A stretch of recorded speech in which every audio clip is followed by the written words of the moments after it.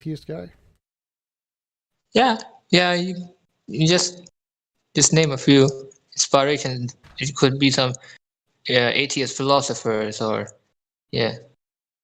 Sure. I mean, I don't really have people who inspired me, more ideas who did. So I think that the distinctions in philosophy, like the manifest for scientific image, a priori versus a posteriori, synthetic analytic, is ought distinction. Like there's a whole bunch of distinctions in philosophy, empiricism versus rationalism.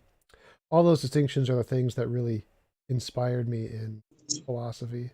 I think that that's the biggest contribution that philosophy has made, that its biggest use is that looking at the distinctions between different kinds of conceptual knowledge.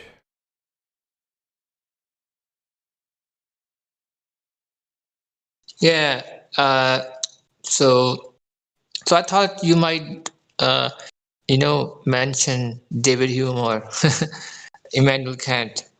So Yeah, I mean, I don't really care about them as people, but I think their distinctions are good. Like Hume did the is-ought distinction, Kant did the synthetic analytic distinction, and a few others, the noumena phenomena distinction. So I like their distinctions, but I don't really care about them as individuals.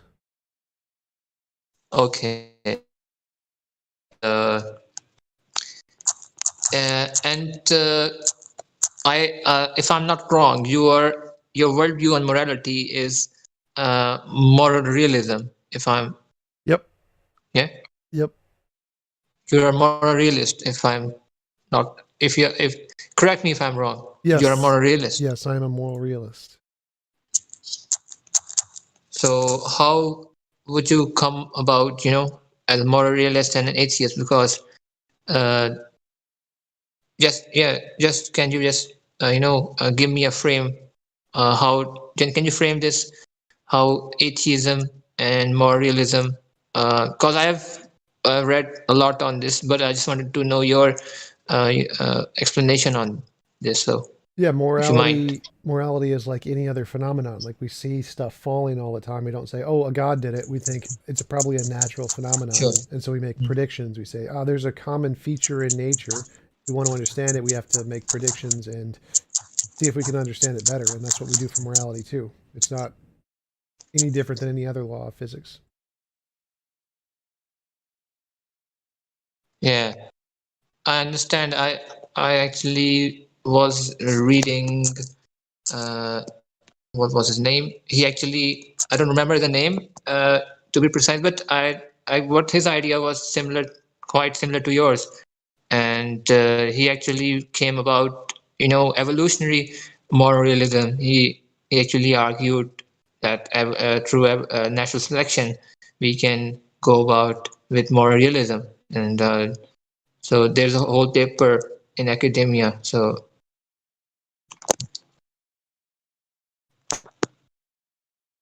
I Sure, think someone has joined us. I have no idea who that is you were talking about, or if their model is like mine. But sure, I'm not. I have nothing. Mine has nothing to do with more of evolution. So I think that morality is true, independent of evolution. So there's even if there are other species outside of humans, like on other planets that didn't evolve, like computer-based life forms, they're also going to have morality too. So I think morality is bigger than evolution. Yeah, I understand. So I I think I missed your point. So what was your explanation for moral realism? It's a phenomenon like any other. So, like if we see stuff falling, we say, "Oh, look, there's something in nature causing this." And in morality, we have this feeling that when people kill other people, they're doing something wrong.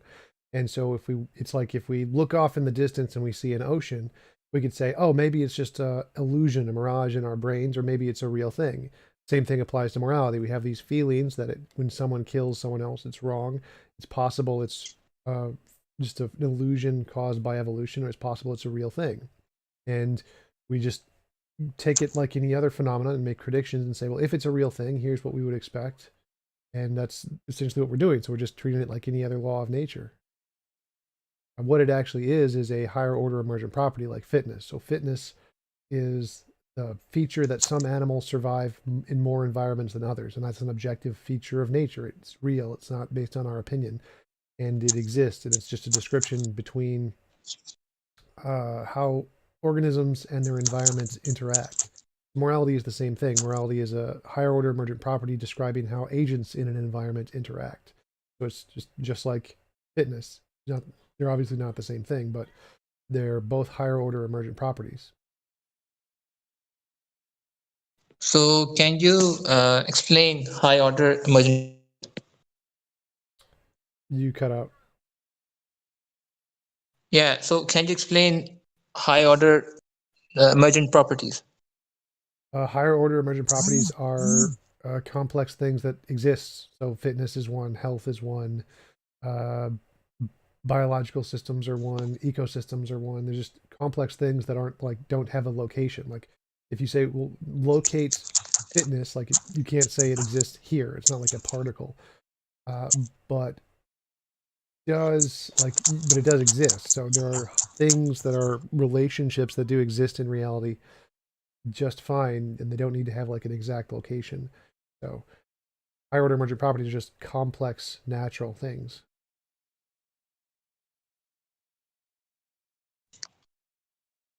Yeah. So what's your take on the argument presented by Alan Plantinga? Which one? So what's your take on Alan Plantinga? He has a number of arguments. Which one? Just mainly on the moral realism. He has many arguments on moral realism. His is epistemically grounding his morality to God, some morally perfect being. But you'd have to like So actually how do give one of his arguments because he has a lot. Like he has a free will defense. He has his evolutionary argument against naturalism. He has a whole bunch of them. Like you'd have to tell me specifically which one. Give me the argument. sure you can go with the free will one. Uh, free will defense. That's his argument that an all good God isn't incompatible with suffering because it's possible that there's some sufficient reason for God to allow suffering. Therefore, evil doesn't disprove an all good God. That argument is false because we can make it so that any possible sufficient reason is capable to achieve without suffering, which disproves his argument. So you just take whatever possible benefit there is, make it optional, and then now you have that benefit in addition to not having suffering, involuntary suffering. And so his argument is defeated, and an evil does disprove the existence of a God. Yeah. So evil disproving existence of God, because I find it quite ludicrous, to be honest. Because as I read, I was reading his what was his name? Epicurus, if I'm not wrong. Epicurus was the first one to present the problem of evil, if I'm not wrong. Correct me if I'm wrong. So, Well, he presented one of them. uh, His is probably the most well known. That's yeah, Epicurean quadrilemma. That if God is all good, why is there suffering? If God is exactly. all powerful, Then from there we go to Euthyphro's dilemma, the Plato and the debates. So we can so there's a whole map drawn in philosophy where we go from problem of evil to Euthyphro's dilemma, and then people go in circles and circles, yeah, but arguing on. none of those have anything to do with my argument. So Yeah. So what so I think we have someone here.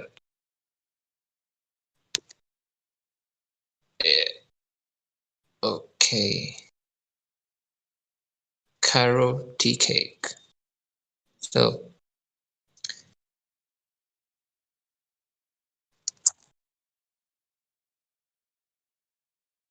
yeah, TJump, just wait. I think the guy is coming up. So can you just wait for a minute? sure. I mean, you can just keep asking questions, and they can jump in whenever. Yeah, I have many questions, but it would take. So Another question I have is on the this argument. If I can share it, I will share in the discussion channel, so you can look it up the argument. So I'm just sharing the argument, so you can. What's the argument? Just want to know your take on the argument. What could you I tell me what the want you to argument read is? everything from the argument. Just the premises of the argument. What is your contention on the argument? Just a minute. Let me just put it up. Did you just read it or say it? Sure, I can read it. Yeah. So the argument goes like this. This is the problem of evil. So my friend, he tried, the argument contra problem of evil from omnipotence of God. So premise one, he puts, if God is omnipotent and can do that which is logically possible, then God can use evil instrumentally to perfect the world mutatis mutandis. The Yep. Thomsic, yeah, mutatis mutandis, had there been none. So I think I'm, pronouncing it incorrectly, but it's quite common in, Thomsic, literature. Yeah, If you read so it, that Thomas Aquinas. argument is easily disprovable. All you have to do is say that if you can perfect the world without involuntary suffering, then you Mm-hmm. can gain the benefit without the cost, and that's all you need to do. And since it is possible to perfect the world without suffering, then it defeats the argument. Yeah, if you're eh, so if you go with that that suffering leads to evil and evil leads to dismissal of God, then that could be quite problematic. Well, not really. So the argument is that God can use suffering to perfect the world. Like, I can even grant that and say, all right, God can use suffering to perfect the world, but you can also perfect the world without suffering. And since there's a way to do it that's a less immoral way, and God didn't do that less immoral way, then God must be evil. So, if just because God could perfect the world with suffering doesn't mean that that's the best way to perfect the world. For God to be perfectly moral, he would have to use the best way, which would be make it optional. So, if you can say, give every individual the option, would you like to be a part of this world and have suffering, or would you like to not be a part of this world and not have suffering? That is a more moral option than what God did, therefore God must be immoral. So if God is morally perfect being and he's evil, so that means there's no God. Is that the nutshell? In a nutshell, No, is that the argument? no, it's God can't both be perfectly good and be evil, because those are two separate things. So either God doesn't exist or God isn't perfectly good. Yeah, I still can't understand why can't God be evil, omnibenevolent, and omnibenevolent at the same time? Because if God can be both, because Well, I mean, that's like saying you're a round square. So God can't be both round and square because those are the exact opposite things. So it's like you can't be the opposite thing. God can't be God and not God at the same time. So be omni-malevolent and omni-benevolent those are the opposite things. So you can't be both of them. It's like being all green and all red at the same time. So either you're good or you're evil. You can't be both good and evil.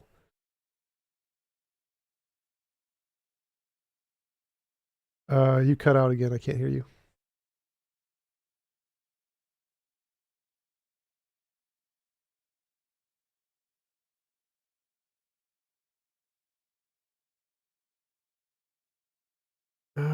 Can't hear you guys.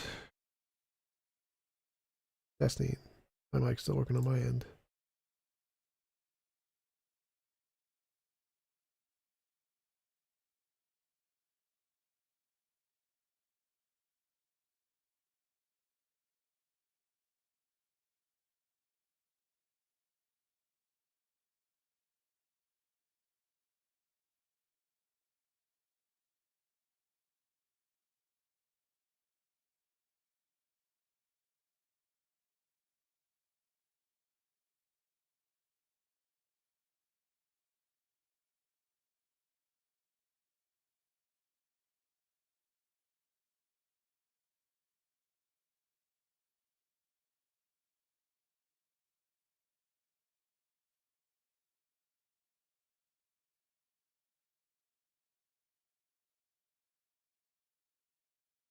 Anybody else in the room has any questions?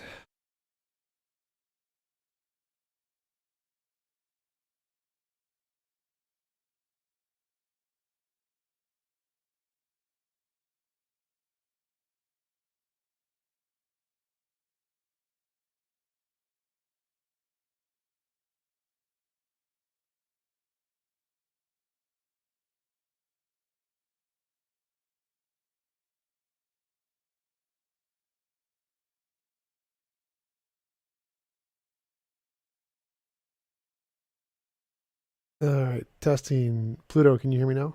Can you hear me, TJump? Yep, I can hear you now, Pluto. Sorry, I think I got disconnected. So I was actually going about the argument. I was actually trying to read out the argument so you could get the whole picture. Well, I don't need the whole argument. All I need to do is find one flaw in one premise, and then I can reject the entire argument. So the problem is that So your first premise, you find it problematic, so you rejected the first premise. yep, I can just say that it doesn't matter if God could create evil. If there's a better option and God didn't do the better option, that disproves God. So because there is definitely a better option, which we can prove exists, then that proves God could not be all good and choose to do the lesser good option. Because if God's perfectly good, he has to do the most good option. And so if he did an option that is less good, then he's not perfectly good. Mm-hmm. So why can't we just say that God is not perfectly good? So why can't an all evil God exist? That's my problem. So Oh, well, why can't there be a there could be an all evil God. That's possible too. But it can't be both all good and all evil. You have to pick one. Either God is all evil and you shouldn't worship him because all he's evil? evil, or he's but he can't be all good, because if there's an all good God, then because there's a better option, he didn't do it. Mm-hmm. So if you say that God is both good and evil, so that would entail a contradiction. Is that what your contention is? Yeah, you can't say God is both good and evil. Or not entirely good and entirely evil. Yeah, so that's what most, I think, philosophers say, that God is both good and evil. So even in our Islamic theology, we have this concept that there's good and evil. Since I think many Christians, they reject evil, as I've heard. So they actually reject their evil even exists. So they go with the privation theory, if I'm not wrong. So we don't go for the privation theory. Few philosophers of few Islamic philosophers do go for privation theory, but mostly Orthodox Muslims, they don't go for the privation theory. They actually accept that evil exists and good exists, and with that they actually end up going towards an all loving and all, not all loving, but we go with, and just in contrary to all loving, we just say that he is all just. So all just, we actually relate all just God with an all evil God. So that's how we just go around. So We just say all good if you God. admit that God is not perfectly good and is also evil, that's perfectly fine. Then there's not a contradiction there. So the only argument against like the problem of evil is that there can't be an all perfectly good God. So if you're admitting God isn't perfectly good and is partially evil, that's fine. Yeah, we say that God. Now, to few people, just I don't know about all of, but they say that God can be evil and God could be good. So He uses evil, this malevolence, to ensure to be there. Actually, both good and evil are used for the chaos in the world. So what they use is that good and evil go side by side. Okay, You so know. that's fine. You can just admit that God is evil, and then I would say he's not worthy of worship. He's worthy of condemnation. We shouldn't believe in him. We should, if there was a God that existed that did do all of these things deliberately, then he's an evil God, and we should try to destroy him as much as possible. He's not someone we should worship because he's evil. Like if he's an evil God, we shouldn't believe in him. We shouldn't worship him, even if he existed. God being evil doesn't not necessarily entail that, but it entails that God making evil just means that He's using that evil to make more good. So what we say is that he just uses evil as an instrument to make more good. So if you Well, know what I mean. so if like it says God created evil in the Bible too, but that's not the point. The point isn't God created evil. God forced us to have evil without our consent, which is itself evil. So if God did an evil thing himself, he isn't worthy of worship. He's a monster that we should not believe in. We should not worship him. He's an evil monster. So if God did Can you evil, just back a little bit? You said that God created us without consent. Consent, if I'm not mistaken. Did you just said that? No, God forced us to have evil without our consent. So he created us in this world without our Sorry. consent. So let me put it this way. So God forced us to have evil. So what you're saying is that God has taken away our free will and enforced upon evil upon us. Is that? No. Yeah. So if God created me and he put me in this Sure. world with evil and I didn't get a choice in that, that's evil. If he did that, that itself is evil, and God is evil, and God should be condemned. So what God should have done, if God was worthy of worship, would be to create me and give me the option. Would you like to be in this world with evil, or would you like to not be in this world with evil?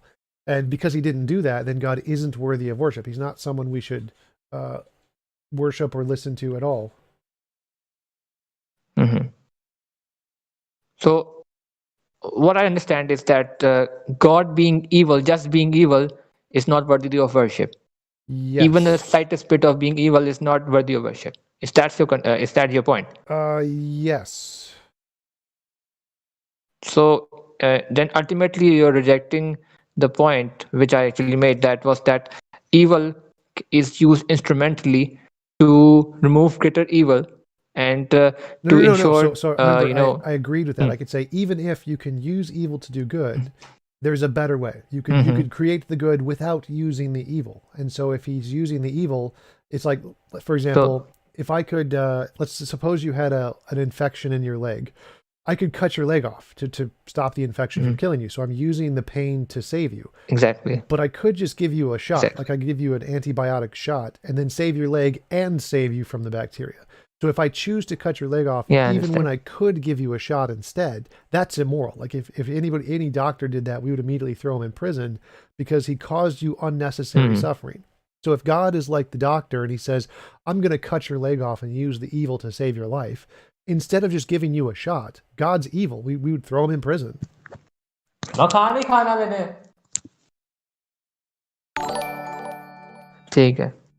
Okay. So yeah, I understand. So what we go around is how we go around is that God is evil and good.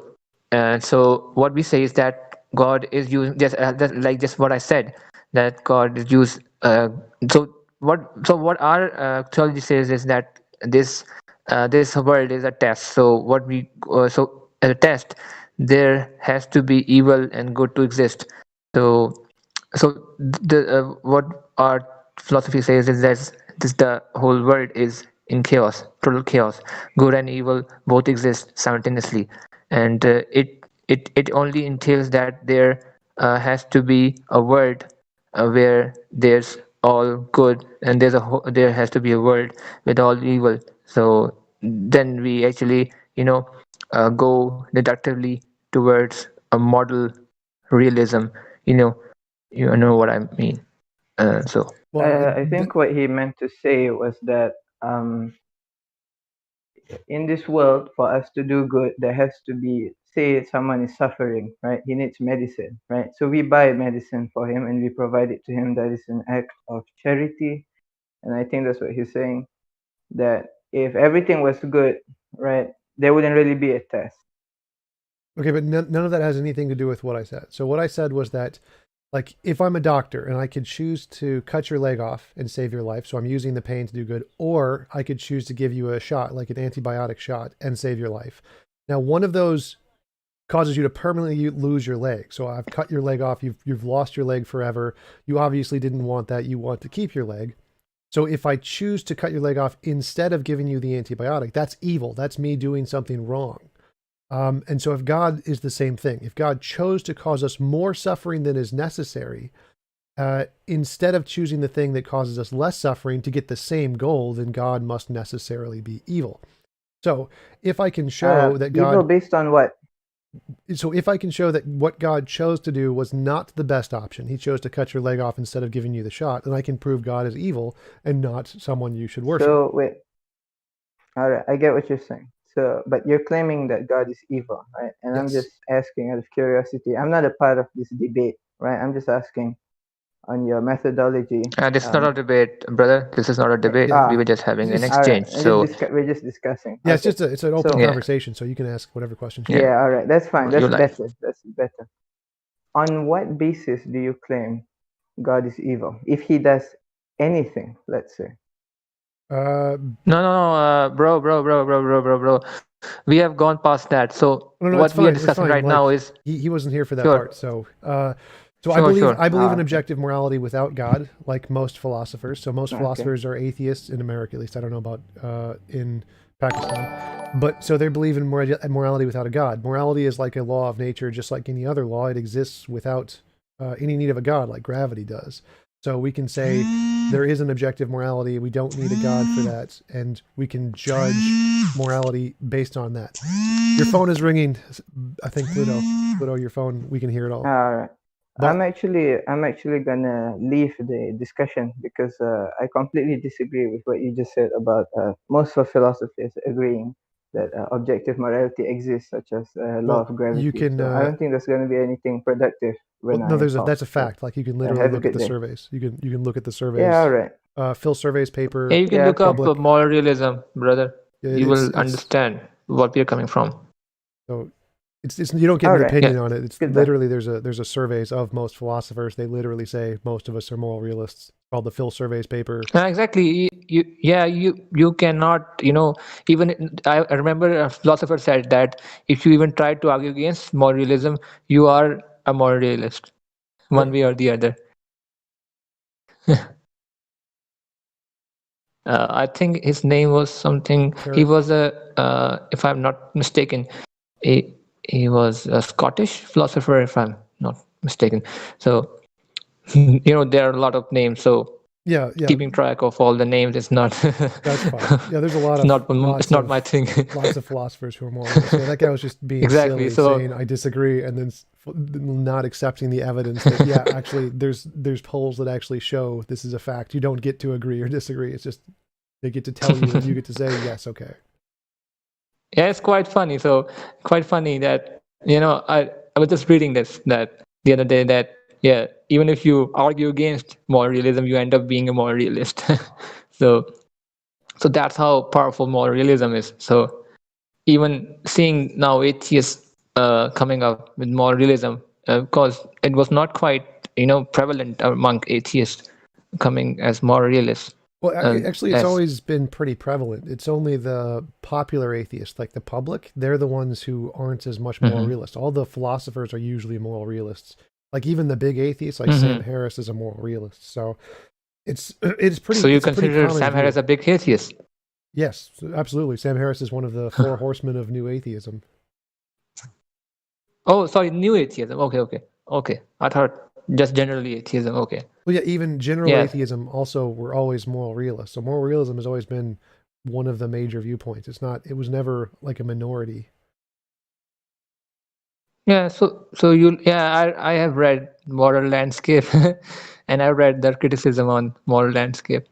Yeah, I So, don't agree with Sam I'm quite a Harris's bit. view of it, but most atheists have always been moral realists. You've never needed a god for morality.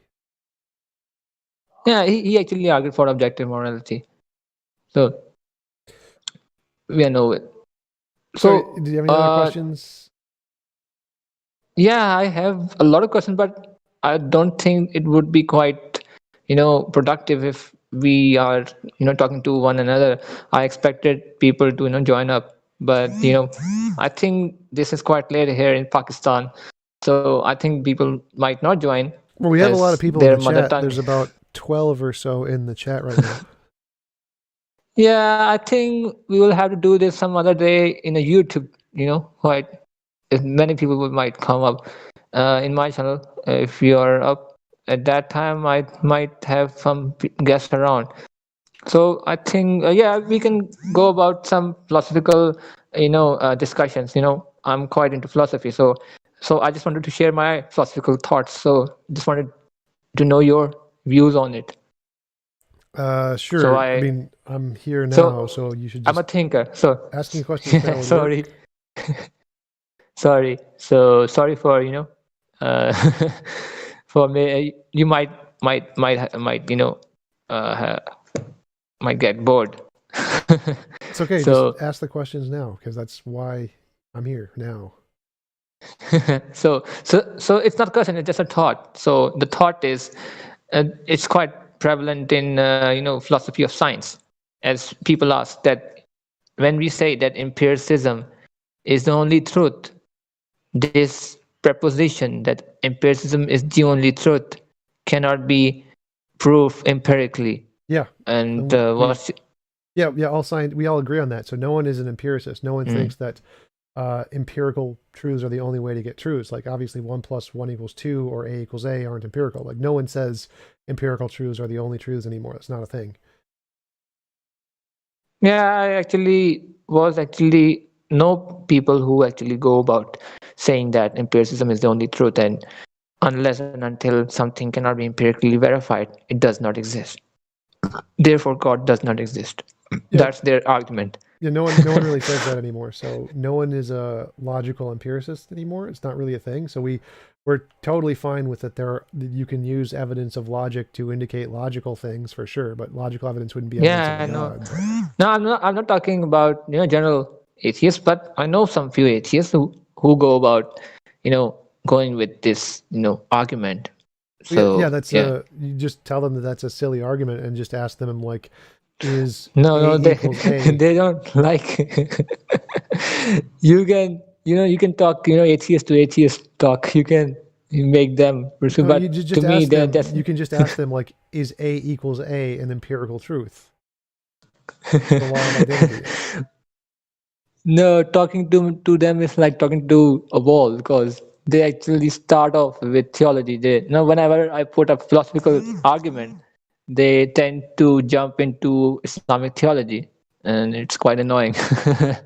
So yeah, I can understand. They don't actually answer. Yeah, so they don't answer the. Yeah, that's definitely something that many atheists do. Is that when you talk about general philosophical arguments, they want to talk about your specific kind of a God and say all the problems with the Christian God or the because Muslim God. I to be honest, I actually came about as a philosophical God. Then I came into Islam. So before Islam, I was just in a philosophical God. So I was just saying I was deistic God. I was believing in a deistic God. So I came from a deistic God to a theistic God. So there's a whole journey. I was quite. Yeah, there's a whole. There was. If I'm not. Yeah. So not to go there. So just be on track. I just wanted to ask just last question, and we will just go. So the last question is, how do you define truth? So this is the most fundamental question. Truth is that which corresponds to reality. No, what is reality? So, epistemologically, how do you define reality? Is everything that exists. So what exists? Because seeing that something exists, how do you know something exists? That's you might find to the question. It silly. So reality is everything that exists, and truth is that which corresponds to reality. Like I don't need to know anything exists to define reality. So I can just be a brain in a vat, and those definitions are still correct. My contention is that we have to assume some things so we have to assume that things exist. No, like I think therefore I am means I can prove that I exist. So we know for a fact things exist. Like it's impossible for things not to exist. So no, I'm just trying to understand what reality is, because it's quite just goes over my head. So whenever I go into epistemology, it's quite goes over my head. Well, I mean, reality, understanding what truth really is. Again, reality is just everything that exists. You don't need to know everything about reality to know it's everything that exists. So if there's a God, he's a part of reality. If there's no God, then it's just material, then that's part of reality. So reality is just everything that exists. And truth is like a sentence like there were dinosaurs. That sentence is true because it corresponds to reality. So if the sentence describes reality, then So it's truth. that corresponds to the testimony, we get from the archaeologists and people in the field. We get that from testimony. So I was just reading epistemology of testimony. Well, no, it has nothing to do with testimony. I come to we know. literally have the bones. So if we literally have the bones, it's a fact. There's no testimony, doesn't matter. No, you don't have. You didn't went to and see it firsthand. You had to rely on some second-hand source. You had to rely on someone's testimony. I've literally seen the bones. So they're literally Oh, bones. so yeah. Oh, awesome. Great. So yeah, if you literally just went and there and saw the bones, so that's great. Because I've seen many atheists claiming that, testimony is bullshit and we don't need to rely on testimony and inference. So they all go about sort of not really. So testimony is fine evidence for things that already have an empirical basis. So like if I said I saw a dog, my testimony is good enough. Like, or if you said you saw a dog, I'd be reasonable to believe you. But if you said you saw a unicorn, that would not be reasonable to believe. So testimony is only good evidence if it's in combination with empirical evidence. So if we have I saw X and we have lots of empirical evidence of X, like the DNAs, the fossil record, the taxonomy, phylogeny, how to train them, what they're allergic to, all those kinds of things, then it's reasonable to believe that you saw a dog because we have all of that in addition to your testimony that you saw a dog. But if you gave testimony that you saw a unicorn, it would be unreasonable for anyone to believe you because we would need something else in addition to your testimony. And this is the criterion used in history and in criminology, that if like someone gave their testimony that they waved a magical wand and killed somebody with it, like that would be thrown out of the courtroom because there's no evidence of magic independent of the testimony. But if someone said someone shot someone else with a gun, that would be fine evidence in the courtroom because we have lots of evidence of guns and shooting people. So testimony is only good if it has an empirical basis independent of the testimony of something we already know exists. But testimony isn't evidence of things that we don't have an empirical basis for, like miracles, magic, mythical creatures, the paranormal, supernatural, UFOs. So testimony is perfectly fine as evidence for things that already have an empirical basis. So pragmatism, the theory of pragmatism, I find it quite amusing. The theory of pragmatism, as pragmatism can be quite correlated with testimony, if I'm not wrong. I have no idea. It has nothing to do with my model. Your model, okay. So I think I will have to end this. So if you don't mind, I had a great time with you. So I don't want to take in much of your time. I think I have quite bored you, and sorry for the inconveniences, as I think many people didn't. But I have recorded this, so nice meeting you, TJump. And nice meeting you too. If anybody else in the chat wants to ask questions, you're free to open up and chat. I don't think I don't know anything about philosophy, so I'm not gonna get into it. So contribute to the argument. No, there were no arguments. We were just having a chat. So you can put up any thought you had. Yep, anything you want to talk about, that's fine. I guess not. Yeah, because I think this time was also not. Yeah, I hope I didn't bore you, TJump. So I think. Actually, I had a quick question. Would you consider yourself like a local skeptic or a global skeptic? Local. Global, there's no one's really a global skeptic. Local skepticism just means that you can be skeptical of some claims, but skepticism really doesn't matter at all. We're just I have an epistemology. So I have an epistemology that says this is what qualifies as good evidence, and if it doesn't meet that qualification, then it's not reasonable to believe. So the skepticism really doesn't matter. It's just, does it meet my epistemological standard? So let me answer that. So let me answer that. So what I go about is go with abductive reasoning. So with abductive reasoning, I come to some reasonable outcomes. So I go about with my personal epistemology, and that's what I find quite reasonable. So Yeah, that's really interesting because abductive reasoning is actually a fallacy. It's called affirming the consequent. So abductive reasoning is only good for coming up with hypotheses, but it isn't good for justifying those hypotheses. Like if you check the guy who actually invented abductive reasoning, Charles S. Peirce, introduced it to logic. He explicitly said it's exactly affirming the consequent. So you can't use abductive reasoning to come to conclusions. You can only use it Assalamu alaikum. to come to hypotheses. Alaikum Walaikum assalam. salam, brother. Barakatuh. So abductive reasoning can be is quite correlated with doxastic logic. If I'm correct, if I'm not wrong, if you mind correcting me. No idea. Is it correlated with doxastic logic? I have no idea. I think it's just a kind of logic. It doesn't like a kind of argumentation. So yeah, so doxastic logic is something where we have an argumentation with predicate logic.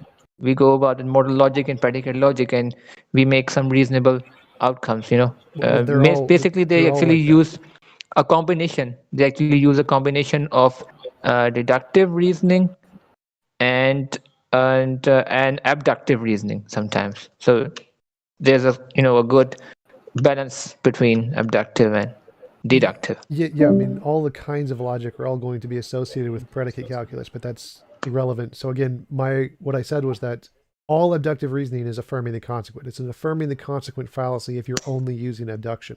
Abduction can only be used to come up with a hypothesis. Yeah, do write this name in the chat so I can look it up. Yeah. Charles S. Peirce? That name? No, the name of the fallacy. Oh, affirming the consequent. Which chat? Is it the general chat? Just discussion chat. Discussion voice chat? Chat, just, yeah. Okay. Wherever you would like to, just type it. I will just check it out later. Affirming the consequent. Yeah, and actually, I have an academic paper on this from the philosophy paper published in an academic journal that supports this. Also, share your papers too. Yeah, like just the website where you put up your papers. I would love to check out your paper. Yeah, they're all on my Discord. There's the academic papers section. They're in the bottom. Oh, so you don't upload it on like some open public website like academia or no, they're all uploaded there, but all of the links to all of the papers are in my Discord. So you have to I don't have them saved. So you have to go to the Discord and then go to the academic paper section, and then it has the links to all of the academic websites and journals where you can find them.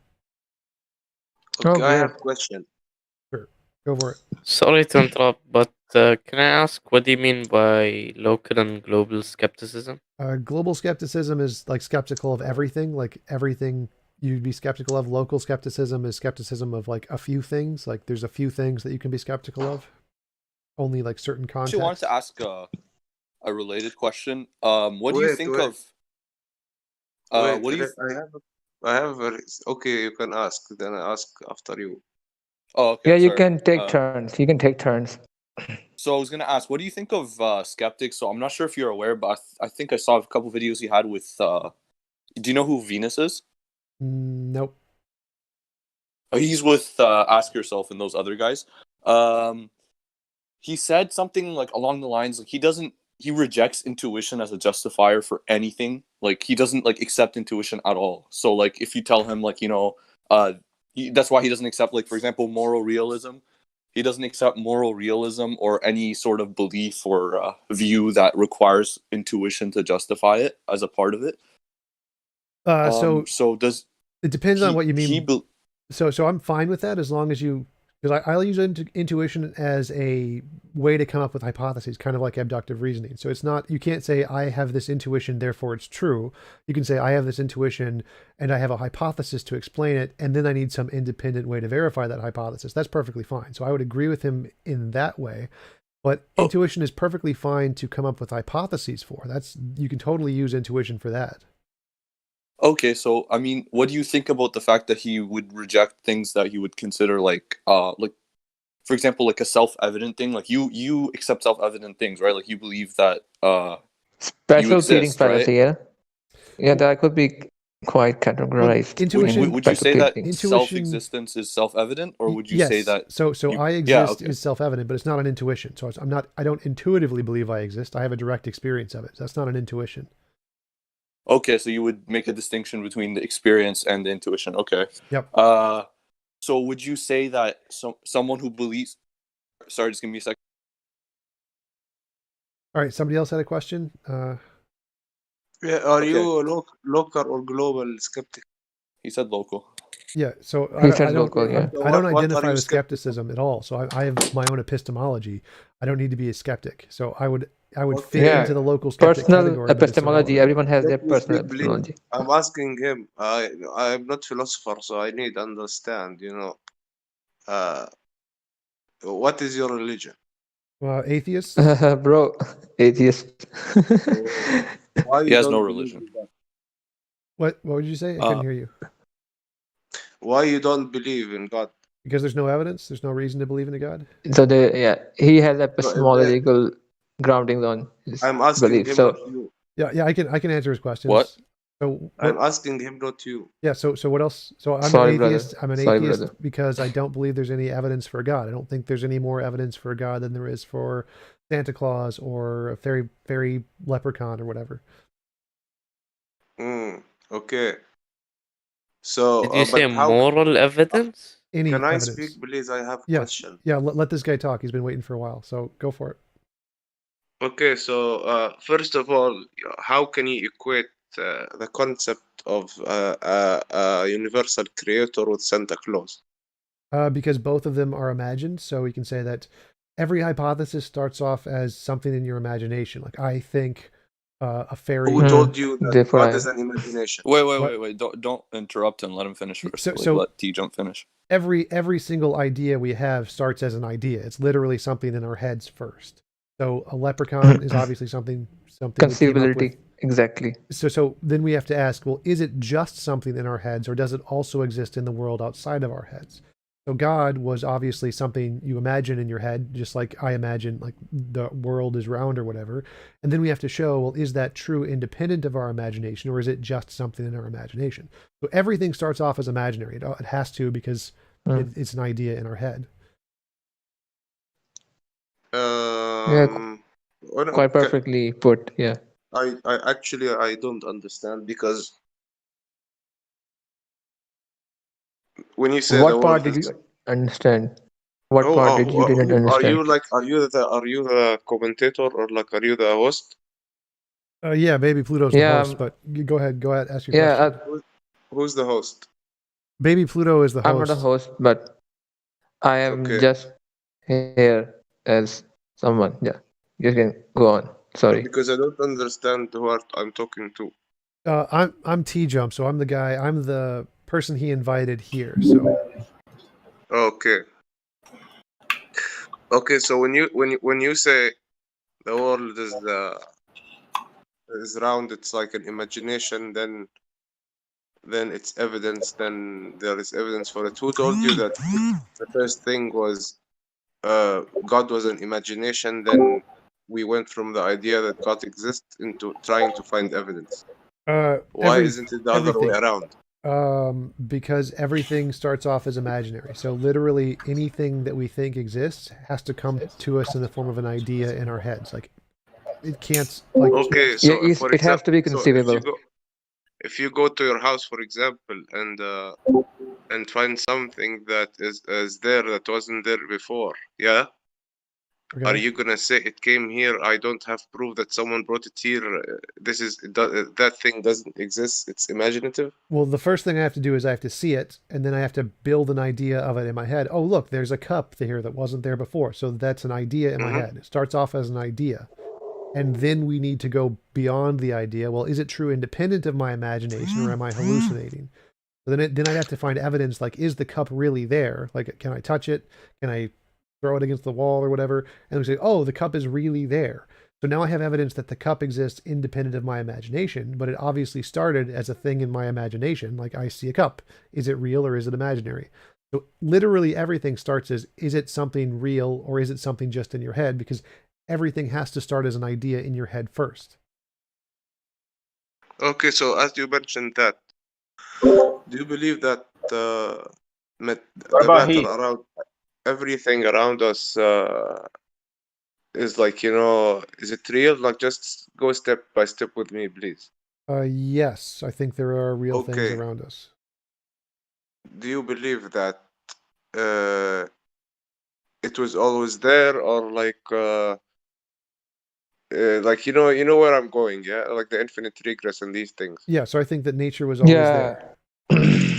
You think that, yeah, so you believe in the infinite regress. Not exactly. So in physics, So explain. space-time is emergent from natural things. So the consensus in physics is that space-time came from something else that is natural, that's there. So it's exactly like you think a What? God is outside of space-time. There are natural things that are outside of space-time. Like? Like the amplituhedron, like the emergent space-time models presented by Nima Arkani Hamad and Sean Carroll. Like, you can check out the actual physics papers on this. I've seen it. Those 70 model is just to try to avoid the Big Bang problem. That's all. Nothing more. No, they don't at all try to avoid the Big Bang at all. They literally explain it. Yeah, it's sidestepping the beginning of the universe. That's all. No. So in physics, the beginning of our universe is the Big Bang, but that doesn't mean everything. No one in physics thinks everything had a beginning. It's just our space-time continuum. That's it. So the Big Bang doesn't mean everything had a beginning. It means just our small universe had a beginning, not all universes. TJump, sorry, I had That's beyond the to observable TJump. universe. Therefore, it's we have no evidence for it. What difference is that from God? God is the problem. Because the models in physics are combinations of principles, particles, and laws that have been verified. So, like the multiverse theory, as one example. Yeah. But that's all within our universe. Yeah. Not outside the universe. It doesn't need to be outside. Yeah? So if we build a theory, wait, don't interrupt. So if we say, look, there's a horse print, or there's like a footprint in the snow, what caused that? And we think, it's probably a horse because we already know about horses. That's a better explanation than saying, it's a unicorn, because there's no evidence of unicorns. If you have a theory that's a combination of things we already have evidence for, that's a better theory than one of new things. So if we have a theory of the universe that's a combination of principles and particles and laws in physics that we already have, that's like saying, the footprint was caused by a horse, which is better than saying it was a god, which would be like saying, the footprint was caused by a unicorn, because we already have evidence of a horse. I would say it's the other way around. I would say this is the other way around. I mean, like everything that you have is from within the observable universe that began with the beginning of the Big Bang, however. Yeah, you're going with the contingency argument. Yeah, I understand where you're going. You're going with the contingency argument. I understand. I'm not trying I'm not going to go to the contingency problem. I'm just saying that everything within the universe is within the universe. That it was with the beginning of the Big Bang. Anything that you're suggesting outside of that is no difference than saying, a God created it in reality, because you have any evidence for that.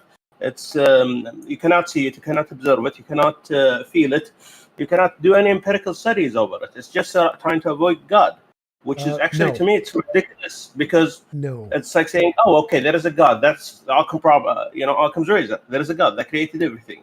No, so obviously God is the worst explanation you could use. It's not simple at all, but in physics has nothing to do with a God. We don't even consider a God because God is not an explanation that works. It doesn't do anything in physics. In physics, we're only allowed to use explanations that can make predictions that are based on combinations of things that exist. Yeah, but you're not making anything. That's the problem. You're not making anything. Those other models, they have no proof or prophecy. It cannot, not for prophecy. Basically, like the Darwin's thing, like with the moth. Prediction. Yeah, prediction. Yeah, the prediction. It cannot make any prediction because we're all within that's how observable universe. So how it works is that you have a hypothesis. You say, I think this is what caused the explanation, and the hypothesis can't make predictions yet, so it hasn't been confirmed, but it's still a hypothesis. So having a hypothesis that the universe was created by emergent space-time and having a hypothesis that the universe is created by a God, those are both hypotheses. But the hypothesis that the universe is created by emergent space-time is only built on things that have already been verified to exist. Like saying, I have a hypothesis, a horse put a horse print in the snow. Obviously, I haven't seen a horse, but my hypothesis that it was done by a horse is better than the hypothesis it was done by a unicorn, because horses we know exist. Unicorns, we don't have any evidence they exist. They're just imaginary. So in the context of physics, if we have evidence that something exists, like emergent spacetime, that's a better explanation than saying a god did it, because we have evidence of emergent spacetime than the parts existing, where we don't have evidence of the god's parts existing. I mean, like again, like I'm saying, like that's what you. That's the argument that it's it's gonna be, we're gonna need to observe something like that to observe, to confirm it. Right. Otherwise, So the parts we've all observed. The parts. Can I jump in? Wait, one sec. The but parts. there is also an wait. Let me finish. Let me finish. So the parts of the multiverse are virtual particles, which have been observed. We've observed them in a lab, and early universe. Which multiverse are you talking about, if I may? Like, this is our universe. You can observe them in our universe. That's perfectly fine. That you don't need to observe another universe. I'm saying like parallel times. Wait. Stop interrupting. We have observed. Bro, let TJump finish. Please let TJump. Yes, you too. Finish. Stop interrupting. So, we've observed virtual particles. We know they exist. We've seen them in our labs in our universe, and we know early universe inflation exists. And that's it. Those two things are what make up the multiverse. They exist in our universe and other universes too. So we know the parts exist. We obviously haven't seen other universes, but we don't need to. All we need to see is virtual particles and early universe inflation, and we've seen both of those things. So those parts, all of the parts in the multiverse theory, have been seen, even if we haven't seen the multiverse itself. It's just I want to one thing I want clarification for, if I may. Which multiverse are you talking about? Is it the parallel or quantum parallel interpretation? Sean Carroll's model. I believe there's only one model multiverse. TJump? It's Sean Carroll's model. But I'm saying, which multiverse is that? Is it like other universes like the Big Bang, or is it the one that's trying to many worlds? So the many world says that many worlds. So the multiverse, multiverse, lots of universes. So you're saying both or one or? When you said multiverse, can you basically I want to know which one? Multiverse and many worlds are two separate things. The multiverse only means many universes, so just the lots and lots of universes. The many worlds I'm familiar with that. is a different thing. Oh, okay. Because when we talk about virtual particles, from my understanding, it would fit better into the many worlds rather than multiverse. Well, no, it fits into all of them, so it doesn't. All of the different models explain all of the evidence. There's not one it fits better or worse into. No, because with the many worlds, you didn't need the parallel universe. No, the many worlds is the ones that do have parallel universes. Multiverse has no parallel universes. They're all just far away. So many worlds is the parallel universes one. Okay. Can any of them answer the thermodynamic problem?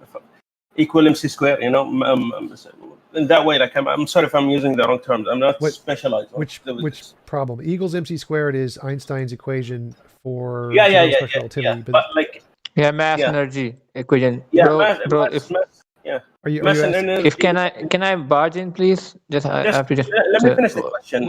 So are you asking about the second law of thermodynamics? Is that problem? I'm not exactly sure. We have matter.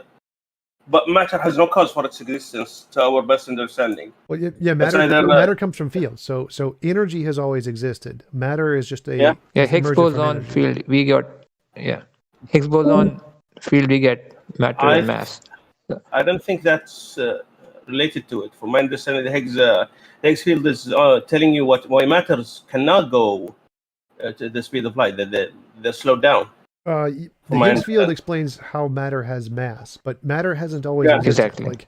So matter comes from fields. Fields have always existed. So the Big Bang started with no matter and all fields. Quantum fluctuations. I've read not Lawrence Krauss book. He actually explains using quantum fluctuations.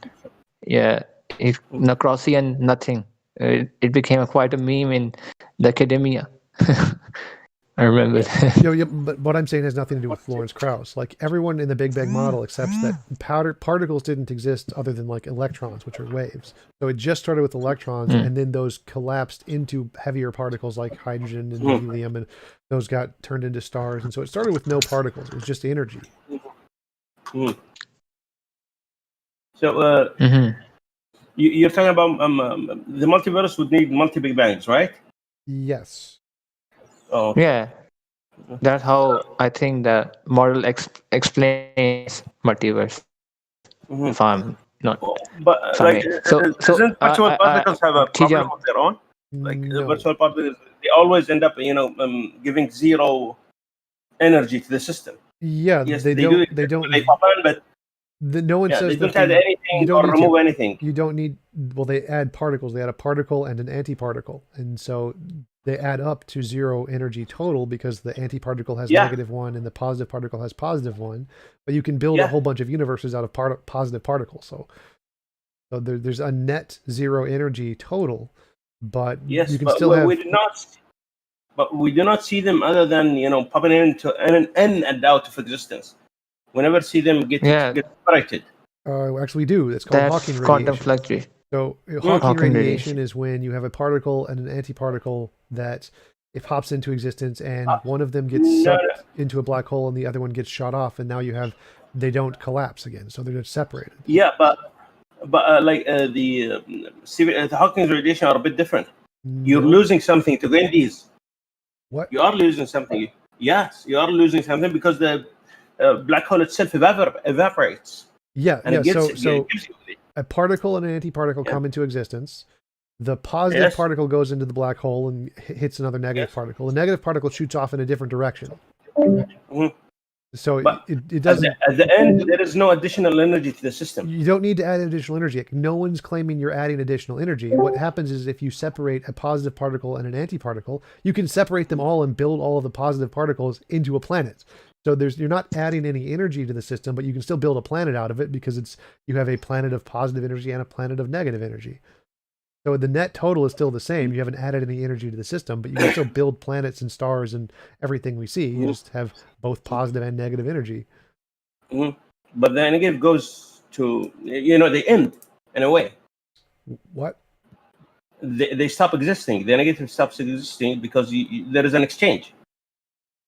No. So again, if you have two particles that separate, a positive and negative, and they go in different directions, and it happens a whole bunch of times, you can have a whole bunch of particles that are positive in one side and a whole bunch of particles that are negative on another side, and you can build planets. Like they don't stop existing until they collapse. But the black hole does stop existing at some point. This has nothing to do with the black hole. So if you have a positive and negative particle, virtual particles, then and they separate, like in the case of a black hole, then you have a positive and negative particle that are both going to exist until they collapse.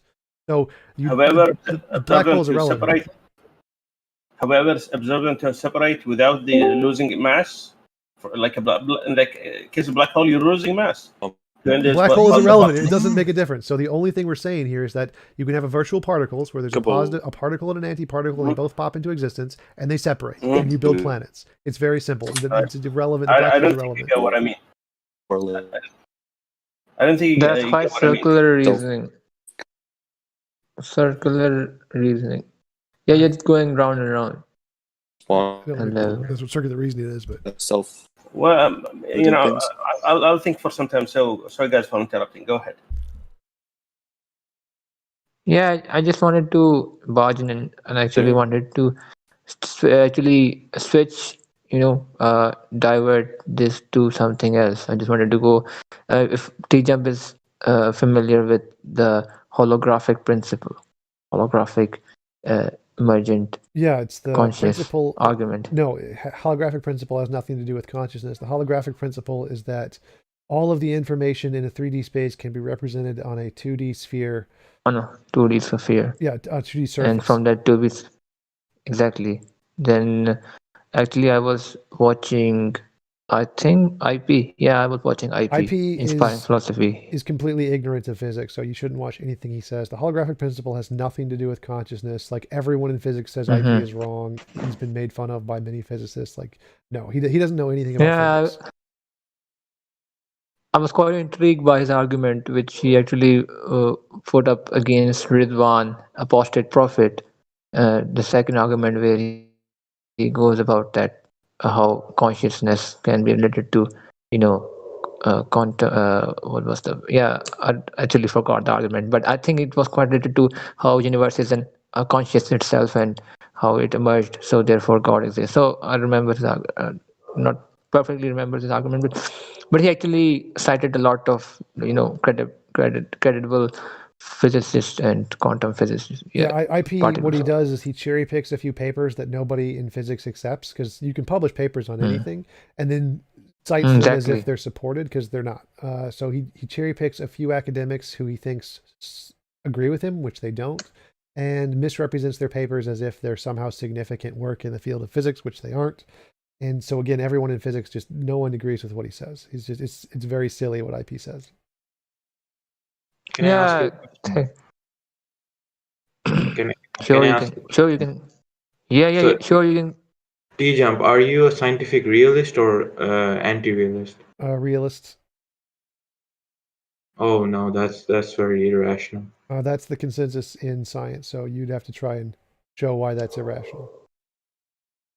That's Hmm. can you substantiate that? Yeah, Phil Survey's paper. You can just Google Phil Survey's paper results. 80-something% are realists. Oh no. Okay, thanks. I think it's more likely that you're confused about realism, not that it's irrational. Yeah. No, you should just go and just look up realism. God, it's quite intriguing and just interesting when you just go into realism and understand what realism is what actually about. So TJump, without any further ado, I would just like to wrap it up.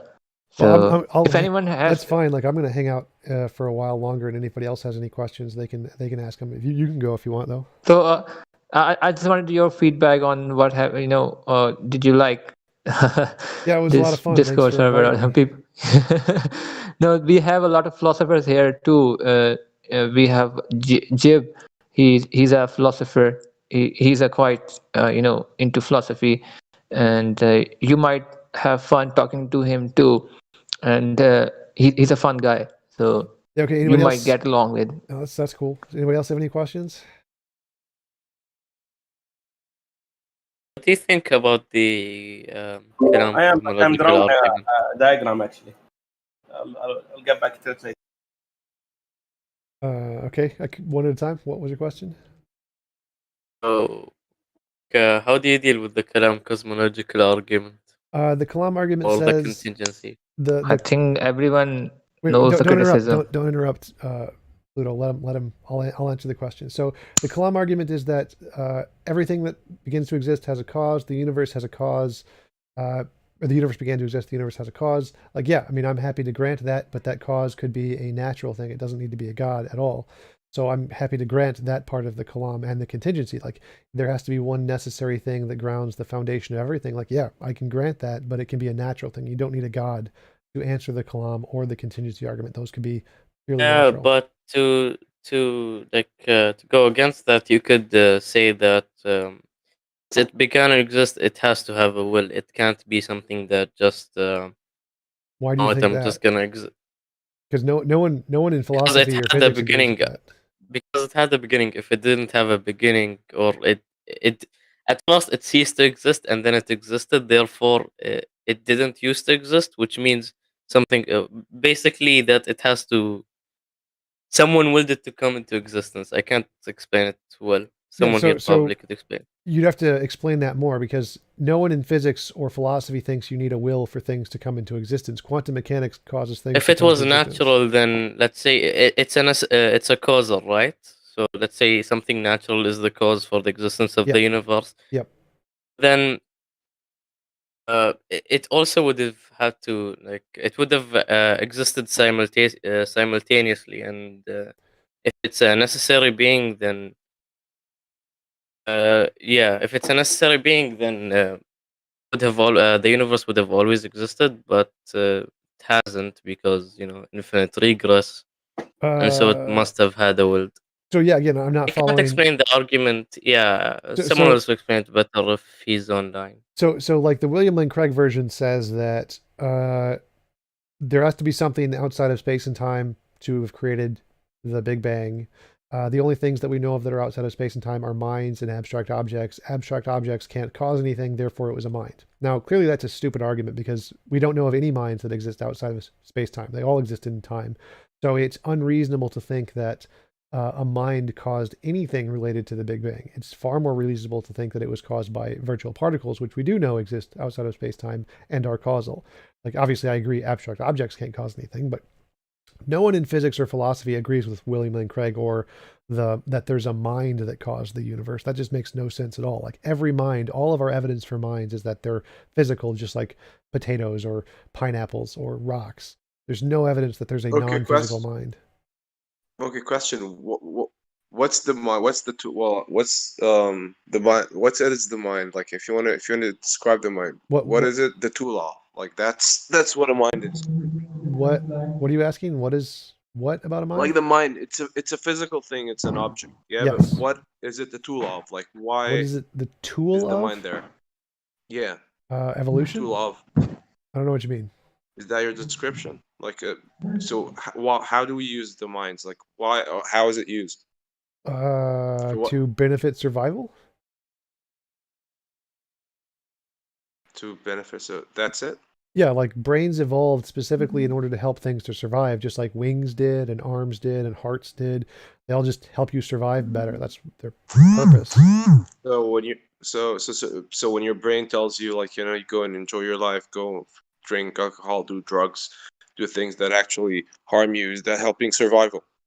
Yes, those desires that we have to pursue things that we enjoy are desires that were beneficial to evolution. So like when things tell you to eat sugar, like your brain says, oh, sweet things, I really like sugar.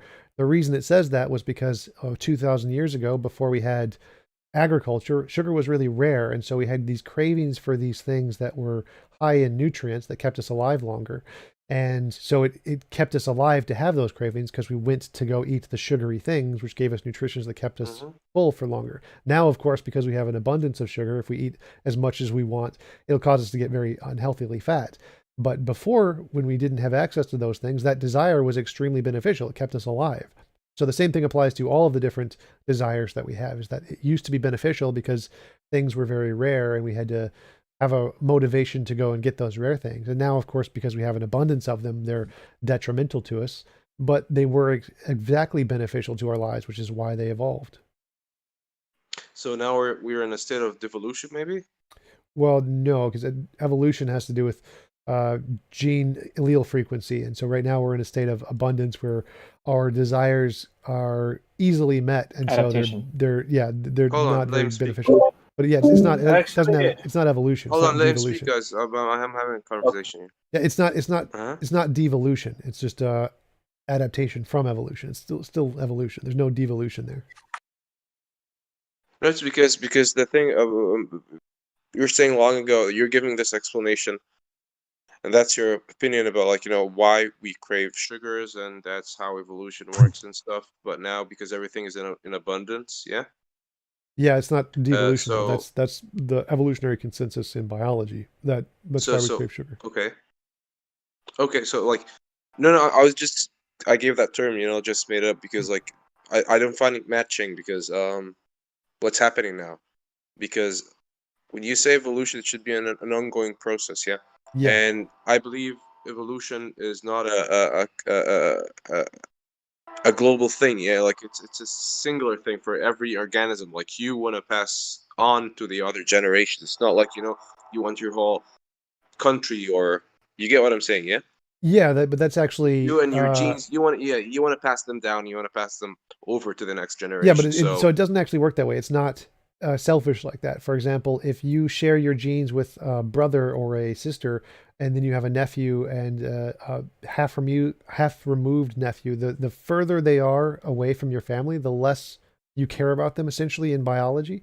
So biology does actually mean that you want to help the genes of people who are near to you to also to survive. It's the Selfish Gene book. Richard Dawkins wrote about this. So genes do I'm actually familiar affect with it. groups, not I just don't individuals. believe in that. I'm I sure you find that a bit don't. awkward. I don't. It's fine if you don't believe in it, but everyone in biology does. All of the scientists do. All of the people who understand reality do. So you may want to understand their position to try and I refute mean, it if you don't believe it. yeah, but Because it's life just says otherwise, like life and history says otherwise. Not really. It really doesn't. like I've studied evolution, and yeah, I would say I understand it here. I'm qualified. I would say I do not reject it, in fact. But the problem is, like, evolution itself is not. Let's let me correct this.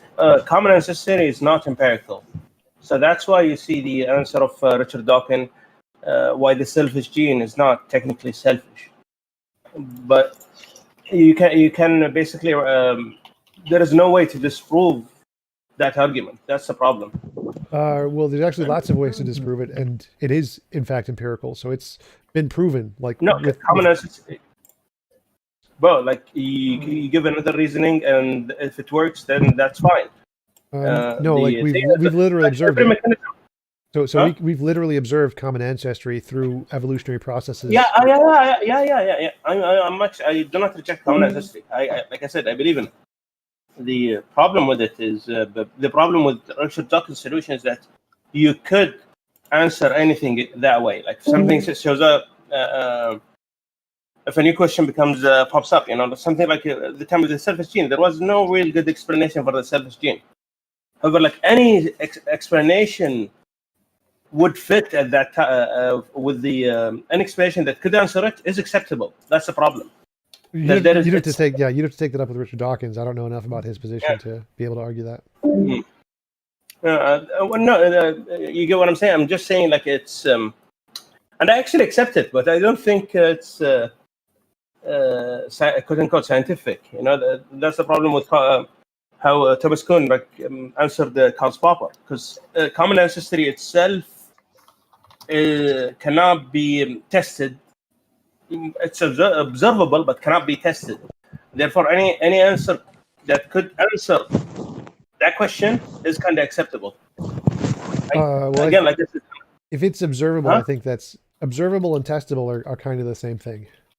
I mean, I know what you're saying, but observable only proves that what you observed did happen. You see? Again, like I said, I'm not trying to refute common ancestry because I accept it. The other thing, what I'm just saying is, any answer there would fit. It's not really scientific. Yeah, empiricism is used for verification. So yeah, empirical observation. It's observation. Yeah, empirical observation. Scientific, methodological, naturalism. Somebody else I have a want to make question? a quick correction. Sure. I want to make a quick correction about the. Go for it. What is your comment? Me? Okay. Anybody? Can you guys hear me? Yes, we can hear you. Yeah, I can hear you. Because last time I was speaking to can. myself the whole time. Okay. So I want to ask. So you said that you accept that experience is like self-evident, so you could just justify that you exist or whatever. Yes. By the way, obviously I accept that I exist and that other minds exist. I'm talking about other skeptics I spoke to. So how would you say you justify other minds existing? Would you just say that your experience is just reliable? You just accept that induction. just as a matter of fact? So I just say induction. I'd say that I experience, I exist, I have these properties, and I can test to see if you have similar properties. And if you do, I can just inductively conclude you have experience, even though I can't directly observe your experience. So you would justify it through induction? Yes. The other minds exist? Yep.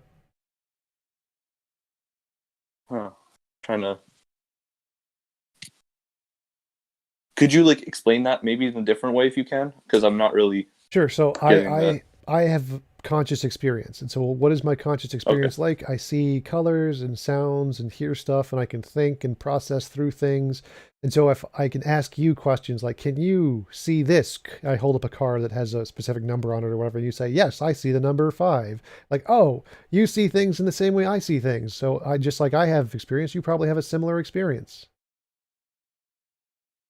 Okay, I think I get that. I get that now. But would you say that you make like a distinction between the mere fact that you experience something and what you experience is real?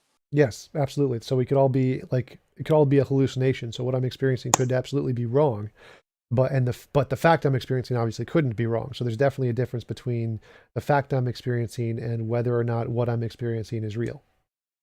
Okay, so how would you say that you like justify that, like that part, the part where everything you're experiencing yourself is real, not the matter of fact that you're just experiencing? So that would be a follow-up. So first we start with the fact that I'm experiencing, I think, therefore I am. And then we can see there's some difference between my imagination and my experience. Like if I imagine a unicorn, I don't see a unicorn. So there's a difference between these two things. And we need to come up with some methodology to differentiate. Well, is anything that I'm seeing of the real kind, or is it of the imaginary kind?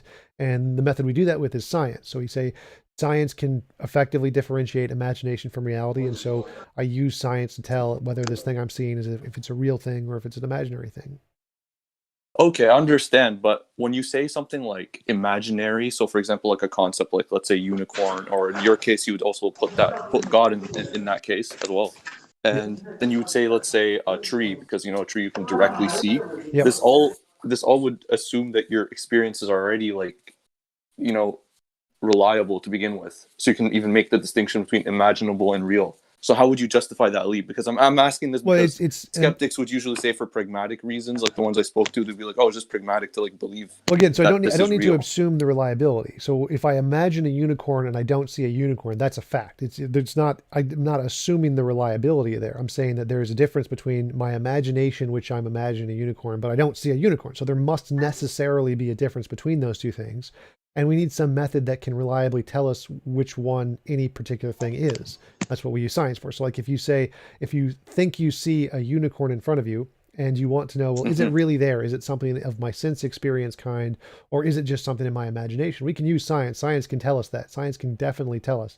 Science can't tell us if it's like made of matter or made of digital information or made of a brain in a vat. It can't tell us that, but it can absolutely tell us, is that an imaginary thing or is it a real thing in our sense experience? And that's all we need. So as long as we can tell there is absolutely a difference between the things I'm imagining and the things I'm seeing, and we need a method to differentiate, and that method is science, then that's all you need. That tells you that if that thing you're seeing is a real thing or an imaginary thing. Okay, I understand what you're... Okay, I understand that. Okay, I understand that, but like, let me try to make it more simpler. So just the mere fact that you see things itself, like how do you justify the fact that what you see is even real? That's what I'm asking. I'm not, by the way, a pre-sub, because I think pre-subs are dumbasses, but you know where I'm getting at, like just the epistemology part. Well, yeah. So like, if you imagine a unicorn right now and you're not seeing one in front of you, there's a difference between those two things. Obviously, like there's a difference between imagination and experience. And all you're saying, if it's real, is it one of the experiential things? Is it one of the things that's out there that can be touched and smelled and seen? Or is it just a thing in your imagination, in your brain somewhere? So that's all you're asking if you want to know if it's real. If it's real, then it's one of the things that's independent of your imagination. And so if you can show, if you have some method that can differentiate between those two things, it'll tell you if it's real. Now, it won't tell you with absolute certainty. Like obviously we could all be a brain in a vat, but it will give you good evidence that it's one of the real things. With a high level of probability, you can conclude, yeah, that's one of the real things because it can be scientifically verified. Okay, I understand. I'll probably let someone else ask because I don't want to keep asking, because I still don't really get how, like, I mean, I get it, you saying that with the absolute certainty part. So would you say that like when it comes to justifying your, let's say, your perception or senses, would you just kind of like assume that, or what? Like, I don't get that. Well, no. So or would you say that your experience? You can have probability arguments without having 100% certainty. So for example, I can say that this dice will land on a number higher than 1 with a 5 in 6 probability. So I don't have certainty, but I'm not assuming it. It's like literally it's just a fact that it has a higher probability of landing a number above 1 because there's 5 other numbers and they're all equally sized. I don't need to assume it just because I don't have certainty.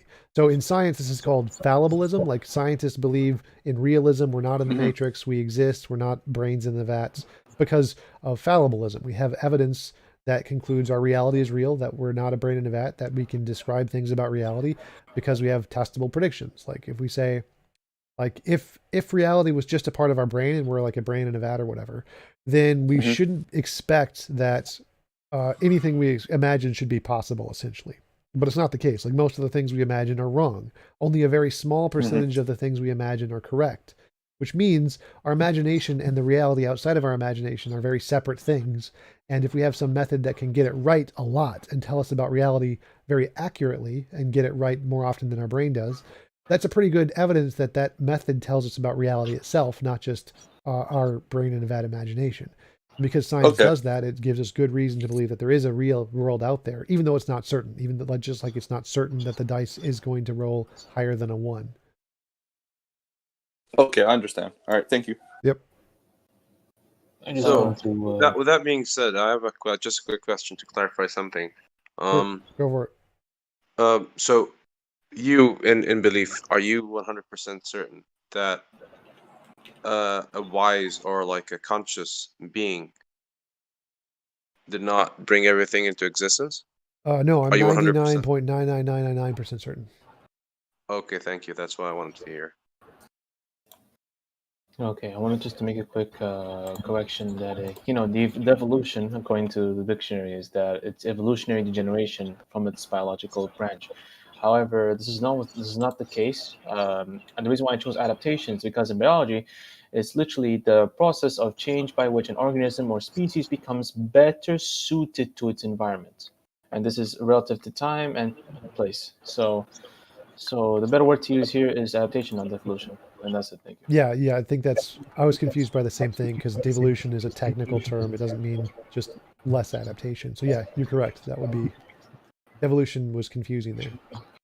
No, I'll send you some diagrams if you can post them in general, please.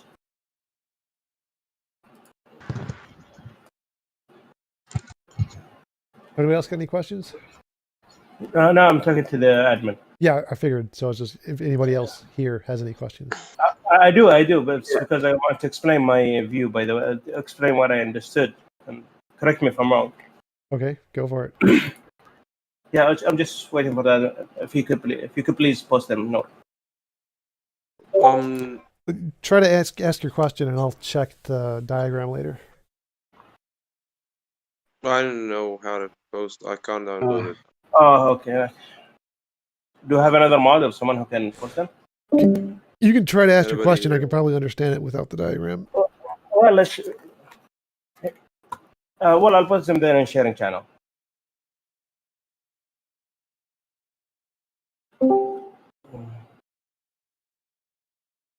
I mean, it would be related to this. Do you believe in the Big Crunch, or at some point that the Big Bang will reverse? Huh? I believe in the Big Mac. Yeah, the Big Mac. I believe that the universe is going to come to a heat death and continue to expand. I don't think it's going to reverse. Yeah, you see, that's the problem here with the virtual. Give McDonald's blue. Yeah. What's the problem? You can just explain it. That's fine. Well, if you can post them, if you can look at sharing channel, because that's what I understood from. Again, I'm no physicist, but what I understood from Dawkins. Not Dawkins. Stephen Hawkins radiation. I'll bring you over there. Yeah. What's your question? So I do. Yeah, it's basically the matter existed after the Big Bang, right? Yes. Yes. And you argued that for matter to exist, so virtual particles can become exist, or can come to existence, right? Yes. And that was basically through Hawkins radiation, right? Hawking radiation is just one example of how particles, virtual particles, can get separated. So they don't come into existence from Hawking radiation. Hawking radiation is how they get separated. Yeah, that's one of them. But are there other models? Because Okay, alhamdulillah. Yeah, there's tons of other models. Yo, Gibran. Have they been found? Yo, Buzaid. Time out. Oh, sure. Okay. So yeah, here's our friend, our brother, who's like he's a philosophy major, and he could like kind of get with you into philosophy discussions and stuff. Cool. Yeah, here he is, Gibran. I don't know, like you said the other models, but the other models, they only exist temporarily, right? What? Like models are things people came up with? Sorry, but the study of virtual particles. You said that one example is Hawking radiation, but in the others, they're only for a short period of time, not for. They don't just pop into existence forever, and that's it. Yes. So if you have billions, if you have trillions and trillions of virtual particles, and only some of them separate, then I mean that's all you need. Like it's like if you have a drop of water and most of the drops go back into the ocean. I mean, if you have one but was that observable? Yes. Is that observable? Yes. Oh, can you reference the experiment or the? It starts with a C. Virtual particle experiment. Virtual particle experiment. Again, I'm no physicist. I'll have to ask my someone in my family to explain the math for me. But yeah, I do know. Quick mass. Yeah, just one thing. With Hawking radiation, you're losing something during the particles, right? No. You're losing the black hole? No. Yes, you are. No. You are. No, you never lose or gain anything. Energy is always conserved. The virtual no, you lose the black hole. The only point of the Hawking radiation is that it is one example of how you separate a particle and antiparticle. There's lots of different ways to do it. The black hole is irrelevant here. It doesn't make any difference. The only thing is that I need to prove is that you can separate a particle and antiparticle. Here's one way to do it. Therefore, I'm right. That's all you need. Doesn't matter what happens in the black hole afterwards. Yeah. I understand what you're saying. But you're losing the black hole. The black hole does not exist forever. Makes irrelevant. It doesn't matter at all what happens to the black hole. No, it does. Because no. My point is that you can have a particle and an antiparticle, and they can separate. If they can separate, they can build up in different locations.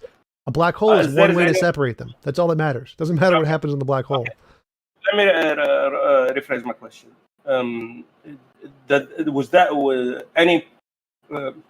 Does any scientific experiment disproves E = MC squared? What? No, they don't need to. No one says it does. Then you're exchanging. Not creating out of nothing. No one said that. No one said that. So if you can create a positive and a negative particle at the same time, then the net total is zero. If you create +1 and -1, even though they're in separate locations. Yes, and for the Big Bang, you need an anti-Big Bang at some point. No, you don't. But you don't believe that. No, you don't. That's not how it works. So one Big Bang with lots of positives and lots of negatives going in different directions is still zero, but you still have the Big Bang. You don't need an anti-Big Bang. It's not how it works. Can you say that again? So like virtual particle, you have a positive particle and an anti-particle, and they go in different directions. That's the Big Bang. There's just a whole bunch of them. Then there must be an anti-Big Bang. No. The Big Bang has both the positives and the negatives. You said they separated, right? Yes, they separate. They go in different directions. Yes. But you're saying that it's virtual particle, but virtual particles always add up to zero. Yes. They don't just come in existence and are in the space-time. This is so dumb. So a virtual particle is when a positive particle and an antiparticle come into existence and go in different directions. That's the Big Bang. That's all it is. A whole bunch of little positive particles go in one direction. A whole bunch of different negative particles go in the other direction. It's all in the one Big Bang. There is something. Buzaid. Not the time. You can discuss it later. Yeah. Okay. The experiment is called the Casimir effect. Casimir. Okay. Thank you. All right. Somebody else have a question? You mentioned the philosopher guy. Gibran. Yeah, I've got no idea what the hell you guys are talking about right now. So it's like, yeah. Yeah, he's the guy. What's the discussion on? I'm an You guys atheist. could discuss God. Yeah, I'm an atheist. I'm here for a Q&A, open AMA, whatever. Oh, okay. Intuition's not accepted, okay? So don't try the KCA. Don't try Oh, any really? any God argument won't work. So. Oh God, no! Don't tell me. What? So What do you do outside of- intuition can be used as a grounds to make hypotheses, but you can't conclude something is true just because of your intuition. Intuition. Yeah, I'm aware. Like, I mean, like, for example, you definitely won't accept the first premise of the. I mean, what do you for mean example, by a common intuition, argument of though? the KCA, right? Everything You that definitely don't begins to accept that, exist right? have a cause. Like that's Yeah. fine. I'm asking you. Not that's an example of an intuition. That has But I'm nothing to asking do you, with what is it? No, I'm saying, what is it? Like, you're explaining one example of an intuitive judgment, but I'm asking you, what is intuition? Your definition. His definition? You know, your definition. My definition is just a feeling we get to conclude something. We have a feeling. Just one question. Sorry, like, can you type the Mujahid, name? Because Mujahid, the only thing I Mujahid, found, Brandon, this is Mujahid, books. Sorry. Mujahid, was a mute your microphone. So then what's the difference between like a gut feeling and, for example, the intuition, for example, that whatever begins to exist has a cause, or that the That's not an intuition. Whatever begins to exist has a cause in intuition. It's a definitional claim. It has nothing to do with intuition. What? So our intuition is the feeling that that's true, but that itself is an argument. So intuitions and arguments are not the same thing. Okay, but then you're not arguing over a definition of intuition that rationalists hold. Then no, I use the exact same. I mean, definition. generally, I mean, not really. I mean, for example, if you read like Beeler, for example, he says like intuitions are seemings of necessary truths. Yeah, the seeming, that's the feeling part. So the seeming, the feeling, that's the intuition part. It's literally what they define it as. The intuition is the feeling that, it seems true. That the feeling, that's the intuition. They don't say it's a feeling. Yes, they do. The seeming and feeling are synonyms. So the seeming of this, that's a feeling. No, it's not. Yes, literally they're synonyms. So when it says seeming, he's not meaning like it appears to be the case by our senses. So what does it appear to be like? What is the thing that causes the seeming there? Well, it's feeling. You feel that is the case. It's not like does a computer? I'm aware. Does a computer have an intuition that comes to the same thing? The rationalists don't go and say that. Well, it's first of all a feeling, like a gut feeling that this is true or something like that. That's exactly what because they do make the distinction between, for example, me having the quote unquote intuition that my wife's cheating on me, right? Versus, for example, logical intuitions. Yes, so there's different kinds of intuitions. That's fine. What does it have to do with it? But when we're talking about rational intuitions, we're not talking about some gut feeling here. We're talking about that's fine. That when we think of the proposition, it is self-evident true. Like it seems to be the case that it's true, but the seeming is not the same. Feeling. Seems is not the same as self-evident. But what is this? How is this relevant to anything related to my position? Well, I mean, the thing is that what you're calling intuition is very different from how rationalists would argue. No, because I was just when I said give a definition, or when you said give a definition of intuition, I gave a definition that fits both. So it fits both the rational kind and the feeling kind. So, but again, you would have to like show how this has anything to do with any point I made or anything in my position. It's just give a definition of intuition is irrelevant. I just gave a general definition. So what does this have to do with anything? Well, because for example, like if you want to give like another example, someone like Beeler, for example, it only relates to necessary truths. So mainly an intuition. Intuitions only relate to necessary truths? Necessary truths. Okay, well that's dumb. So I totally reject that silly definition. Well, on virtue of what? Because I can have intuitions that are wrong, so they're not necessary truths.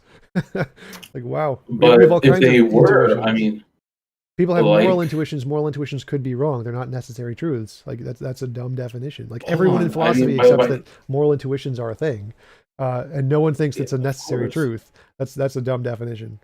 But that would intuit. For example, if we intuit, for example, murder is wrong, that would be a necessary truth in all possible worlds. No one thinks that's the case. Like a necessary truth is something that must necessarily exist in all possible worlds. And that's not the case. Like there's many different interpretations of morality where it's subjective and relative, and that if a God commands it, that it's not wrong. So there's lots of examples where people think that it's not a necessary truth.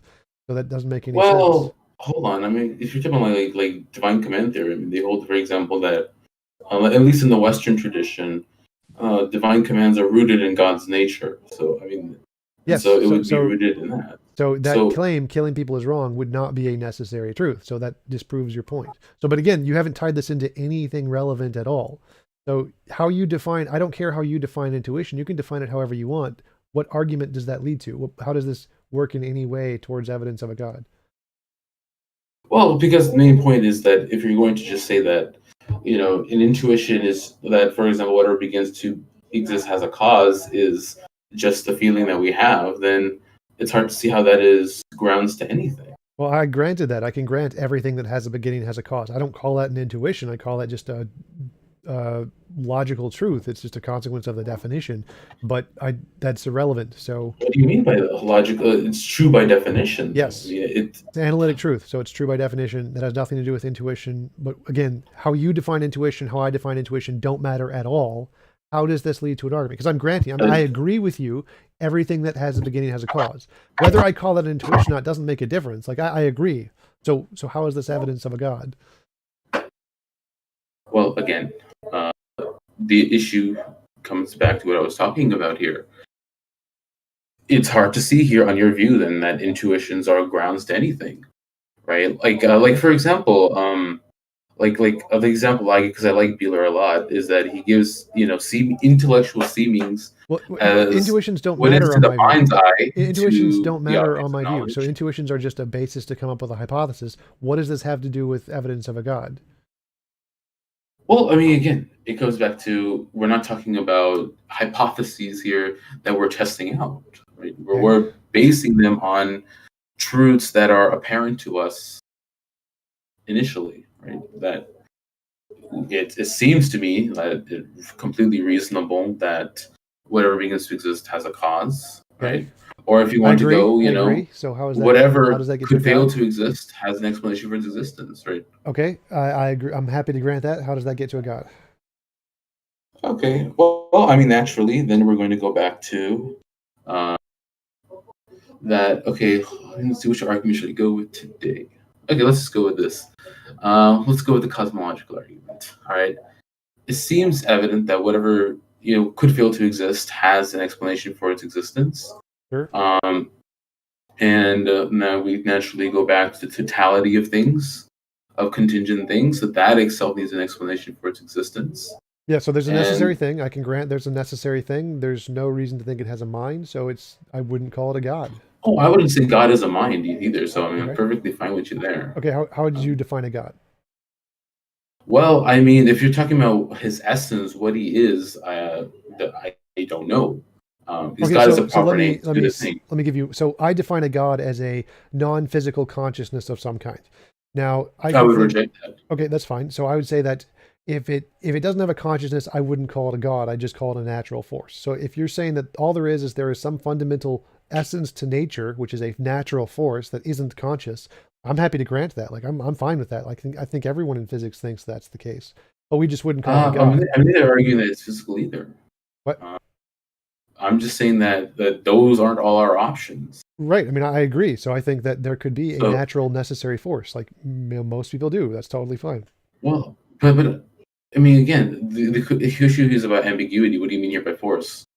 A non-conscious force. So it's not conscious. It's just a force like gravity, a force like nature, an unguided natural force. You just use the definition into the very thing you're trying to define. What? You asked for a definition. I asked you what is a force, and you said it's a non-conscious force. Yeah, so that doesn't define it. So unguided. So it's pretty simple to understand. It's a thing that is guided by some non-conscious entity. So it's a force. It's a non-conscious thing. That's it. That's all I'm defining it as. So a force is. I'm still having a hard time understanding because at one time you say it's it's just being a non-conscious entity, and the other time is saying that it's guided by something. That Yeah, so this is really easy. Like, can't how do be you both. define gravity? Like, what kind of force is Gravity gravity? I mean, if we're talking about like general relativity, it's the curvature of space-time. Yeah, so no, how do you define the forces, the natural forces, the weak electromagnetic strong? How do you define forces in physics? Well, I mean, generally for me, they're just quote unquote habits of nature. So I Okay, just that's hold fine. that, You can we say there's see a natural patterns, and thing then we there. just- So there's a natural thing there, and it has some kind of nature to it. It's like there's nature, and it has a way it operates. So that's all that we mean by the fundamental force. There's Okay, nature, if it that's has what you an mean, operation. as in like, so I take it that you mean here force is something that, given its conditions, will necessarily produce one option, right? Well, Like no, that it will because necessarily it can be create. random too, so it doesn't need to be determined. There can be random forces. That's in physics. The consensus is there is actually true randomness. So my only contention is there is nature. It doesn't have a mind, but it does have a way it operates, and that's the force. Well, okay, but then again, that goes back to the same problem. What problem? The principle of sufficient reason, right there, right? Well, You no, the can't just say principle that of sufficient reason is rejected by most philosophers. It's not actually correct. Secondly, it wouldn't matter even if that was the Okay. case because its nature is its own reason. So even if I were granted the principle of sufficient reason, the natural thing can be its own explanation. Again, first of all, to say that, for example, most philosophers reject the principle of sufficient reason. I mean, even if I grant you that, Oh, yeah, it's okay, actually stated really- like on the Stanford Encyclopedia of Philosophy. So it's not okay, but well that's, accepted. for example, in Western philosophy. But I mean, if you're going to talk about, I'm not from that tradition. Okay. So from going on, well, that's what Western philosophy includes. Okay, so what? It still seems to me, for example, a self-evident truth that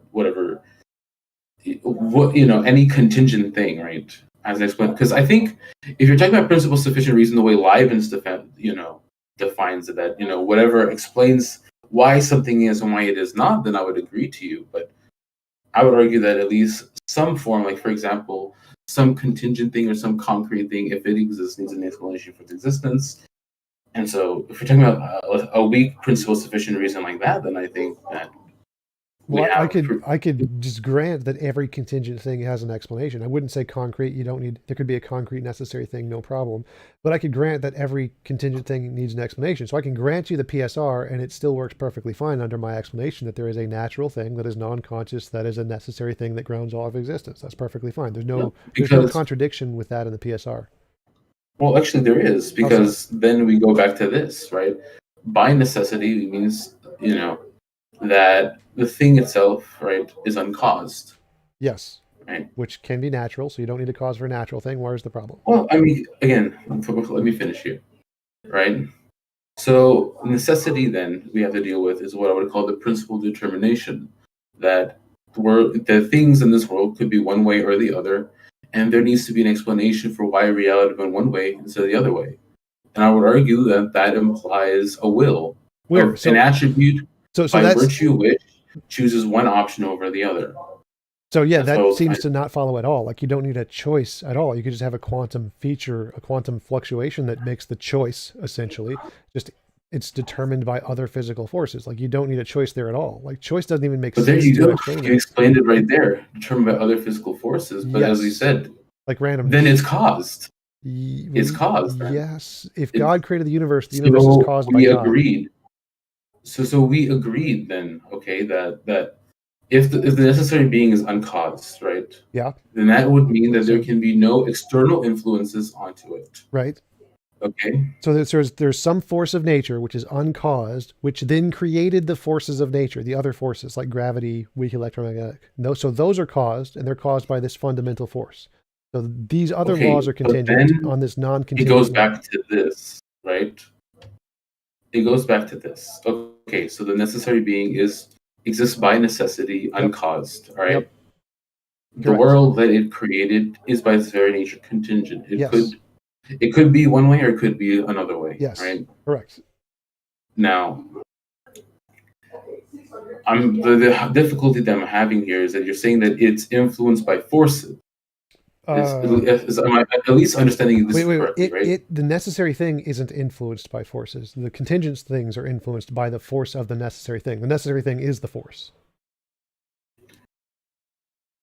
But again, hold on. Can you run back to me one more time? Yeah. So there's the necessary thing, which is a force. The necessary thing is a force, and it causes the contingent universe to exist. Let's not talk about force as well. Let's just focus more on the causal relationship between the necessary being and the contingent thing, because what part do you want to explain there? So like, just like God created the universe, the natural force thing created our contingent universe.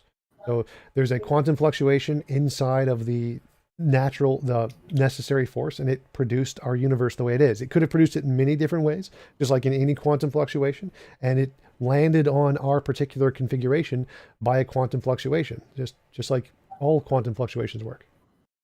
Well, I mean, if I'm remembering right, based on my studies on physics, quantum fluctuations, they are caused by things, though. They're not uncaused. Well, no, that's the part that I mentioned earlier. So the consensus in physics is that quantum fluctuations are inherently random. There is an inherent randomness force in the universe. That's the consensus in physics right now. So they're not caused by anything. Okay, but by random, they just mean that, but there would still, for example, be a disposition towards that thing to produce something or another, right? That's what at least the Heisenberg uncertainty principle leads us, that you would have a disposition towards one or the other. I don't see how that has anything to do with the Heisenberg uncertainty principle. Says we can't determine location and energy at the same time. It has nothing to do with the principle of quantum mechanics in this way at all.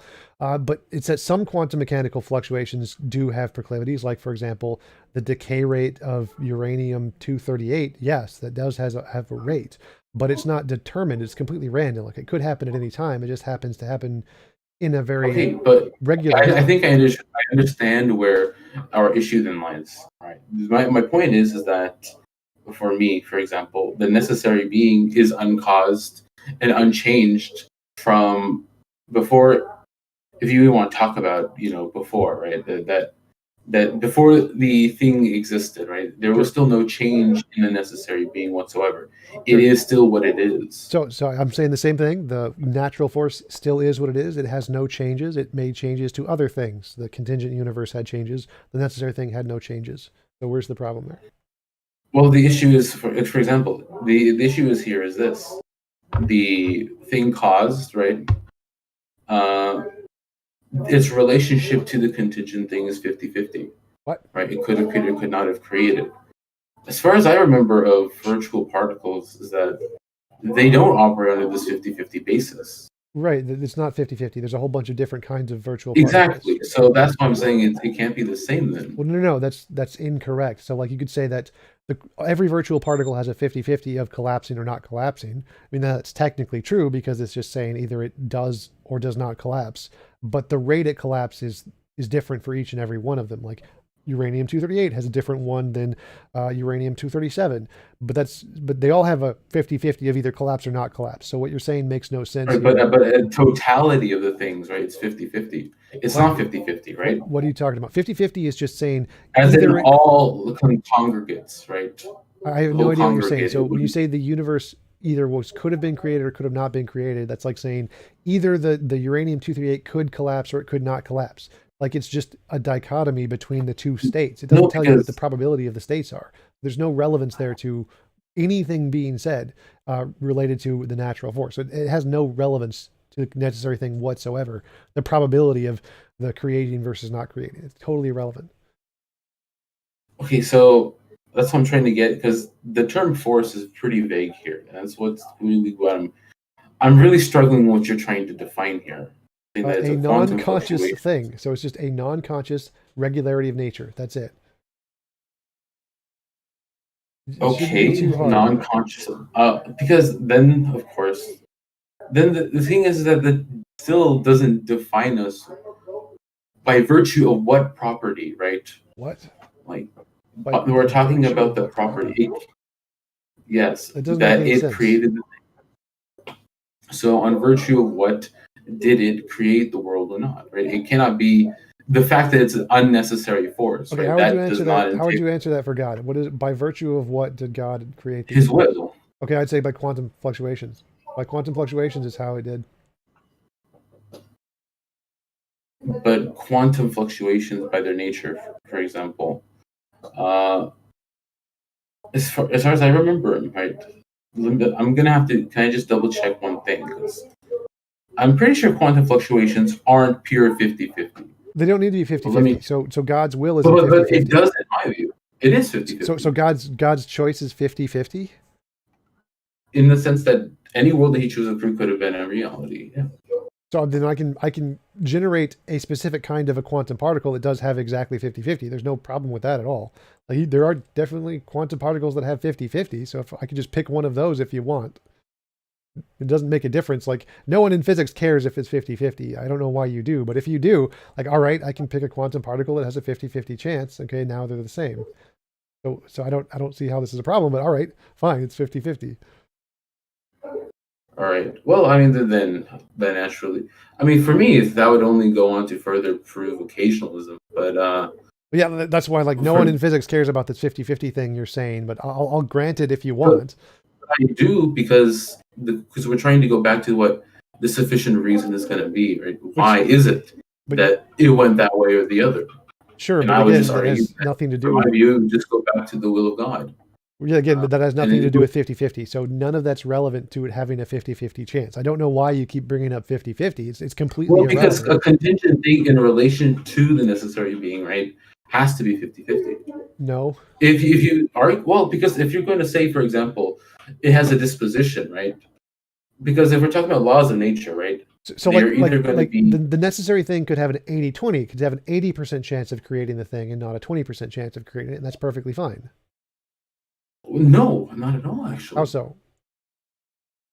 Because the thing is then by virtue of what is it that has an 80% chance? It's nature, right? its own nature. So like one of the Christian arguments is that God has a nature to want to create conscious beings. Therefore, God is more likely to choose conscious beings than not. I don't accept that concept of God, though. I don't think God has. You don't need to. a So nature it's just a or hypothetical. to creating a world. So But does that's God have a not- nature? Does God have a nature? Like, if you mean nature as in like a disposition to act a certain way, then I would say no. God has no nature in that sense. We don't accept nature in that sense. But if we're talking about nature as in what it is, right? Yeah. Its definitional content, then I would say I don't know. What you don't know. God has a way that he is, like a particular substance. I don't accept that. I mean, if you mean, for example, he has certain essential attributes Yes. like knowledge, yes. living, speech, power, will, all of that, I'll grant you that. But that doesn't tell me what God is. Yeah, so I'm just talking about the That's- essential attributes. So God has essential attributes, right? So, and one of those essential attributes could be like he's loving or whatever. So if God has this loving attribute, this is hypothetical. we don't I'm not that saying there is like a no. This is just Right. hypothetical. It's hypothetical here. So I'm not Okay. saying that you would agree with this. It's possible Okay. that there is Can you give me 1 second? I'm gonna go grab some water. All right, sure. I'll be right back. So it's possible that there is an essential attribute that is like God is all loving.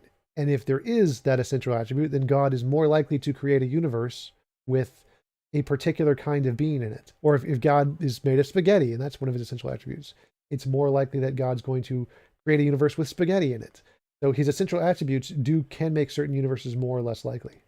I'll wait for him to return to say that again.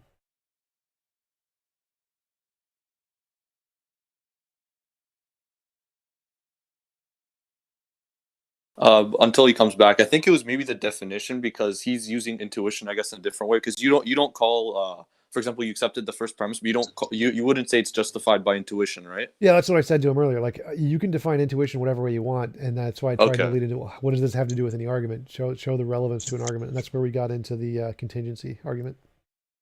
Okay, because from most hello. skeptics I spoke to, they would definitely doubt the first premise. They would say like, "Oh, are you justifying it with intuition or whatever your word you want to use for that?" Yeah, I and just they would granted. just I said, reject it. I'm happy to grant the first premise. Everything that begins to exist has a cause. Like, okay, for sure. Okay, because majority of them wouldn't do that. They would be like, "No, there's no evidence for that." Yeah, I've definitely heard that from some of the YouTube atheists. I wouldn't agree with it. I'm happy to grant it. Like, I don't see a problem with that. Does Malpass accept the first premise, or does he deny it? He presents arguments for both. So it's, again, it doesn't make a difference. Like in his view, Okay. like in the quantum mechanical view of physics, there are things that are created that don't have a cause. That's what the randomness property of quantum mechanics is. They just reject the first premise. But I tend to grant it. I don't care. I don't mind. Okay. All right, so I'm back now. Yeah, so All right, so yeah, let me. So it is possible that God has particular attributes that cause him to be more likely to do one thing than another thing. Like it's possible that those attributes, like for example, if he's intelligent, it's more likely he's going to do a smart thing than a stupid thing, right? I mean, no, I would reject that because I don't hold that conception of God that you say that he's intelligent. Well, God is. Well, if you mean, I think what you're talking about here is wisdom. If God is wise, yeah, let's go with wisdom. To our benefit. Okay. So if God is wise, then it's more likely he's going to do a wise thing than an unwise thing, right? No, not in the way that you're defining it. I'm defining it however you're defining it. So whatever way you define wisdom. My definition for wisdom for me is knowledge of a thing's proper place, which is decreed by God. Okay, so God is more likely to create things in their proper place than it's very unlikely he's going to create things in not their proper place, correct? Well, I mean, for me, wisdom is just whatever God does, right? That's fine. That's fine. So it's more likely he's going to do a wise thing than an unwise thing, correct? You're not understanding what I'm saying. I know exactly what you're saying, and it's exactly you're not my actually, point. because if you understand what I'm saying, it wouldn't. For example, I'll give you an example. All right, would it be wise, for example, for God to just send all of us to hell, right? If He so willed it. By your definition, yes. I would say yes. Yes. That's fine. Yeah. So anything God does is going to be wise. So it's more probable that he's going to do a wise thing than an unwise thing, right? It's like 100%. There's a 100% chance he's going to do a wise thing, and a 0% chance he's going to do an unwise thing, right? Right, because wisdom, as we define, is just whatever he does. So attributes. A thing can have attributes that makes it more likely to do one thing than another thing. Hold on, because I think here you're conflating the names of God with the attributes here. His wisdom describes his knowledge, right? Okay. For us, for example, right, if you're referring to divine wisdom, right, ultimately it relates to God knowing himself in the most perfect way possible. Yeah, right. I'm fine with that. If you're referring to actions, it's just whatever he does. That's fine too. So the only point I'm making here is that the necessary thing can have attributes, and those attributes can make some of its actions more likely than others. No, by his definition, all his actions are like there's no chance there because everything he does is exactly wise. By definition. Right. So there's no separation. So see, what are the other? This applies to any attribute. So what other attributes does God have? Well, if you want to talk about, for example, his seeing, hearing, speech, will, power. Will. Let's go with the will one. What is God has a will, right? Yeah. And so this God. That's a conflation between, the essence and the attributes. Right. I haven't made an argument here, so it can't be a conflation yet. I'm just asking questions. So if God has a will, does God have a will to do some things and not other things? Like, what is his will? I mean an attribute by virtue which chooses one possibility over another. Okay, so he's more likely to choose one than to not choose, right? No, he necessarily has to choose. I mean, like, for example, but what he chooses is, indeterministic. Whatever he chooses is going to be whatever. But he's going to choose, so he has to choose. If you're going to make a bet, he's going to make a choice. I mean, he has to make, for example. Yes, he has to make a choice. So that proves my point. So all my point here is that he has attributes which are going to make some things more likely than other things. That's all you need. No. This is super, super simple. Like if he has a will to make choices, he's going to make choices. Like that, it's that simple. But there's no choices. He is doing it like necessarily. Like he's not choosing. That's fine. That's exactly what I'm saying. He has attributes that makes things more likely. That's all it means. Attributes literally mean that. That's what an attribute is. Attribute by definition is a property that makes one thing more likely than another. That's what a property is. Not in our view. But it is in your view too, because that's what attribute means. An attribute means this thing and not that thing. No, an attribute means something that subsists in an essence, but No, that's actually not what it means. That's the Thomistic definition, which is wrong. But even if we grant that definition, it's still the same not a thing. Thomist. It's Well, still I the same hold thing. matter So and form. even if you define it that way, that means there is a kind of thing that is not a different kind of thing. That's one thing which is more likely than another thing. No, because again, can you let me speak here? Like for example, God could choose to not create anything at all if he so willed. That's a choice, isn't Right? it? That is a choice. So he and has if to make a chooses choice. He create has to something make a else, choice, doesn't he? Yes, he necessarily has to will. Because of one of his attributes, he has to make a choice, correct? Not because of that attribute is by virtue of definition. I mean, that's a very arbitrary definition. It's like saying, well, God has to be knowing if he's knowing. Yes. I mean, sure. I'll Yes. grant you that. Yes. So he But has that attributes, which means one thing has to be more likely than another. One thing has to be 100%. One thing has to be 0% because he has an attribute. Not 50-50. His knowledge isn't 50-50. He doesn't 50-50 have knowledge. He has 100% knowledge, right? I mean, he necessarily has knowledge. Right. What you're trying to say is that he has a disposition towards creating something versus another. And that's a different thing. I didn't say that at all. So all attributes are is that there's one thing that's more likely and one thing that's less likely. That's all that matters. So if just like your God can have infinite knowledge or whatever, my natural thing can have infinite of whatever I want to make it do something. It's the same thing. So if you have a property that makes one thing more likely and one thing less likely, so can mine. It doesn't need to be 50-50. It makes absolutely zero sense to say that. Okay, well, I mean, see, the issue here is this, and I'm surprised that you still haven't realized it yet, that the issue that you're saying that, for example, I don't hold to the view that attribute properties or attributes that you're defining are just things that make it more likely or less likely or not, given God's necessary being, right? His essence and his attributes are all essential. There is no 50-50 or 70% or 90% that he has to be this way or he has to be that way. What is the percent chance God has all knowledge? I mean, there would be no chance involved at all. Does God have all knowledge or can God have half knowledge?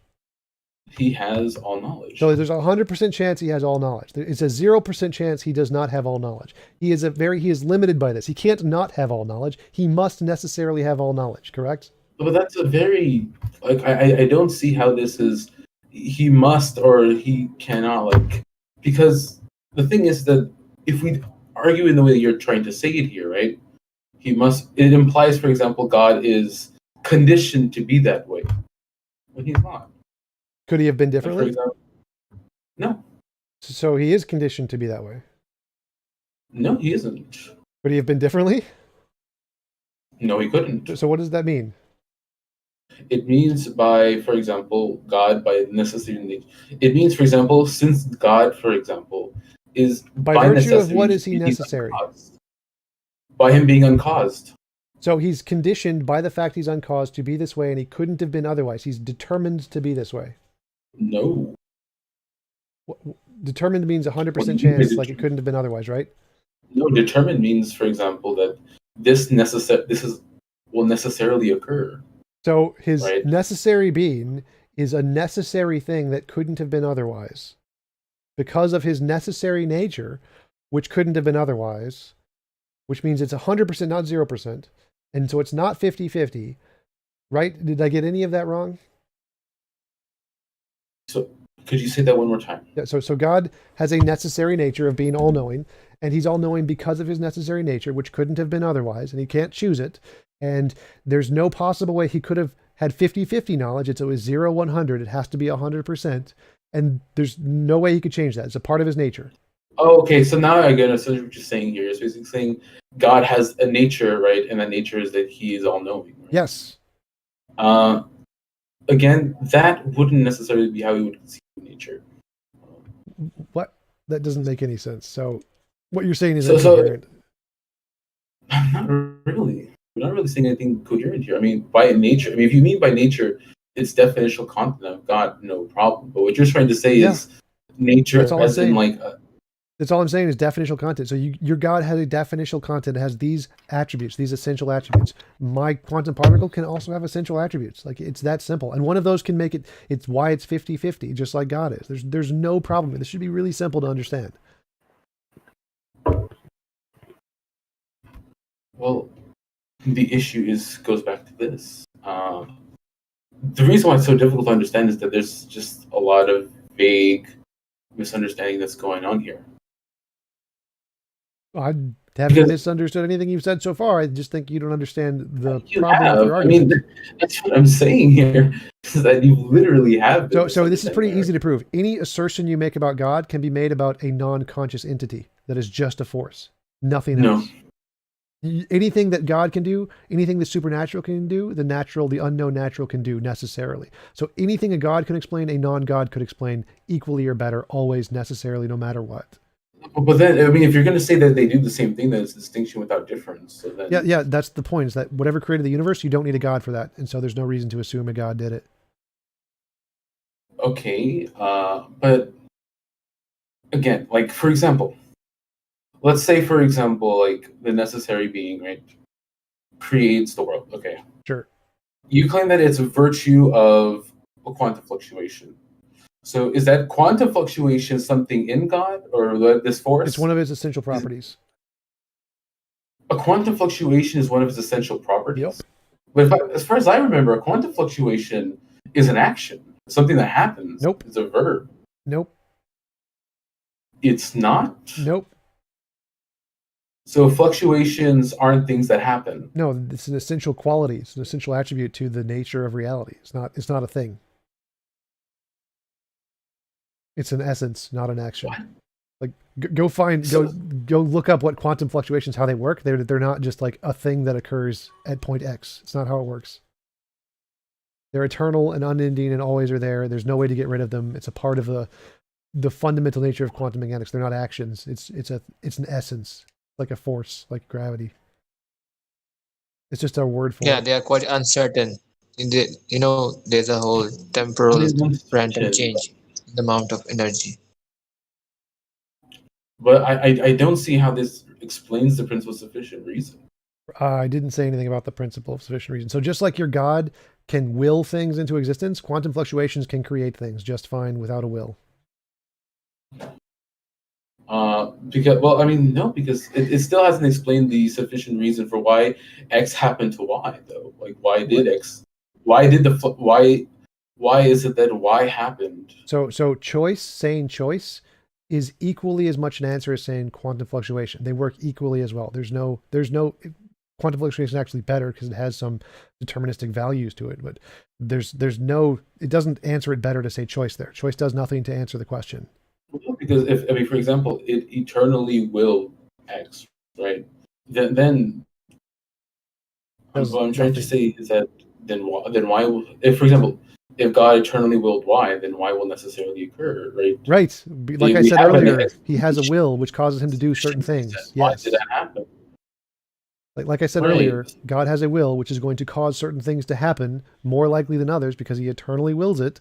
Then yeah, that's one thing which is not 50-50, and we can have the exact same thing in quantum mechanics. There's no difference there.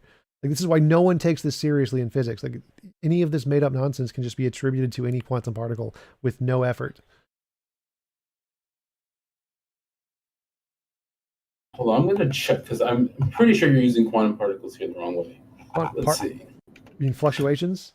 Quantum fluctuations? Yes. Because I'm pretty sure they're not 50-50. I never said they were 50-50. I specifically said they're not. Okay, then there you go. No. I specifically said we can pick some that are 50-50, and then we can make those fit into your very silly requirement that has absolutely nothing to do with reality. No one cares about this 50-50 thing. This is just something you've made up, like saying it's made of spaghetti. The natural thing must be made of spaghetti. Like, it's meaningless. The very fact that contingent things are by their very nature are indifferent to their existence or non-existence. Wrong. So again, that's irrelevant. Like, that has nothing to do with the necessary thing having a 50-50 chance. Quite relevant. No, it's not. Nothing you said would mean that the necessary thing would have a 50-50 chance of creating or not creating. Nothing you said. That's literally means nothing. There's no relevance to that whatsoever. Like based on your silly theory, like if God had a more likely chance to create a universe, well, then he wouldn't be God because it's not 50-50. That's such a silly argument. Right, I would agree with that. I mean, that's such a silly argument. Like no one in physics takes that seriously. That's not a real thing. That's a conspiracy theory ridiculousness. That's not. But I mean, we're talking about here. We're not talking about physics here. So I don't understand. Yes, we are. The Big Bang is physics. Like physicists are the ones who have the authority on this. Everything that the theistic arguments are all just gibberish nonsense that have nothing to do with reality. But if you think they work, we can just mirror them and copy them and get a better answer on physics every single time. So none of that's evidence. None of that's ignoring the whole premises of my argument. Then. Yeah. You claim that there needs to be 50-50 is nothing. The whole reality, right? As it is, that necessary being. He could have created or could not have created. And I'm not talking about here like 80% chance or 20% chance or 90%, because obviously, prior to the thing's existence, right, if the thing truly is contingent, right, then it needs to have, for example, it has to be indifferent to its existence or non-existence.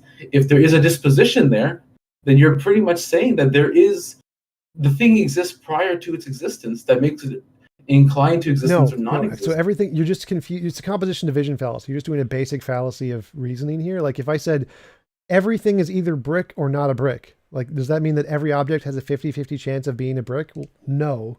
Oh no, I'm not doing. That's exactly what you're doing. That's exactly what you're doing. I'm not saying that because every contingent thing has a 50-50 chance. I'm saying that because the world is composed of contingent things, therefore the whole world is contingent. No, that's not what I'm saying. So listen carefully. If I say hold on. Can you please let me speak? Well, you've interrupted me like in the middle of my point, which is why you missed it. So here's the point. If you say that either everything has a 50-50 chance of either being a brick or not a brick, and you just pick, because there's only two there, it's a true dichotomy, either brick or not brick. Obviously that's wrong. Like, no, there's not a 50-50 chance of any object being a brick. There's lots of objects that are not bricks. Most objects are not bricks.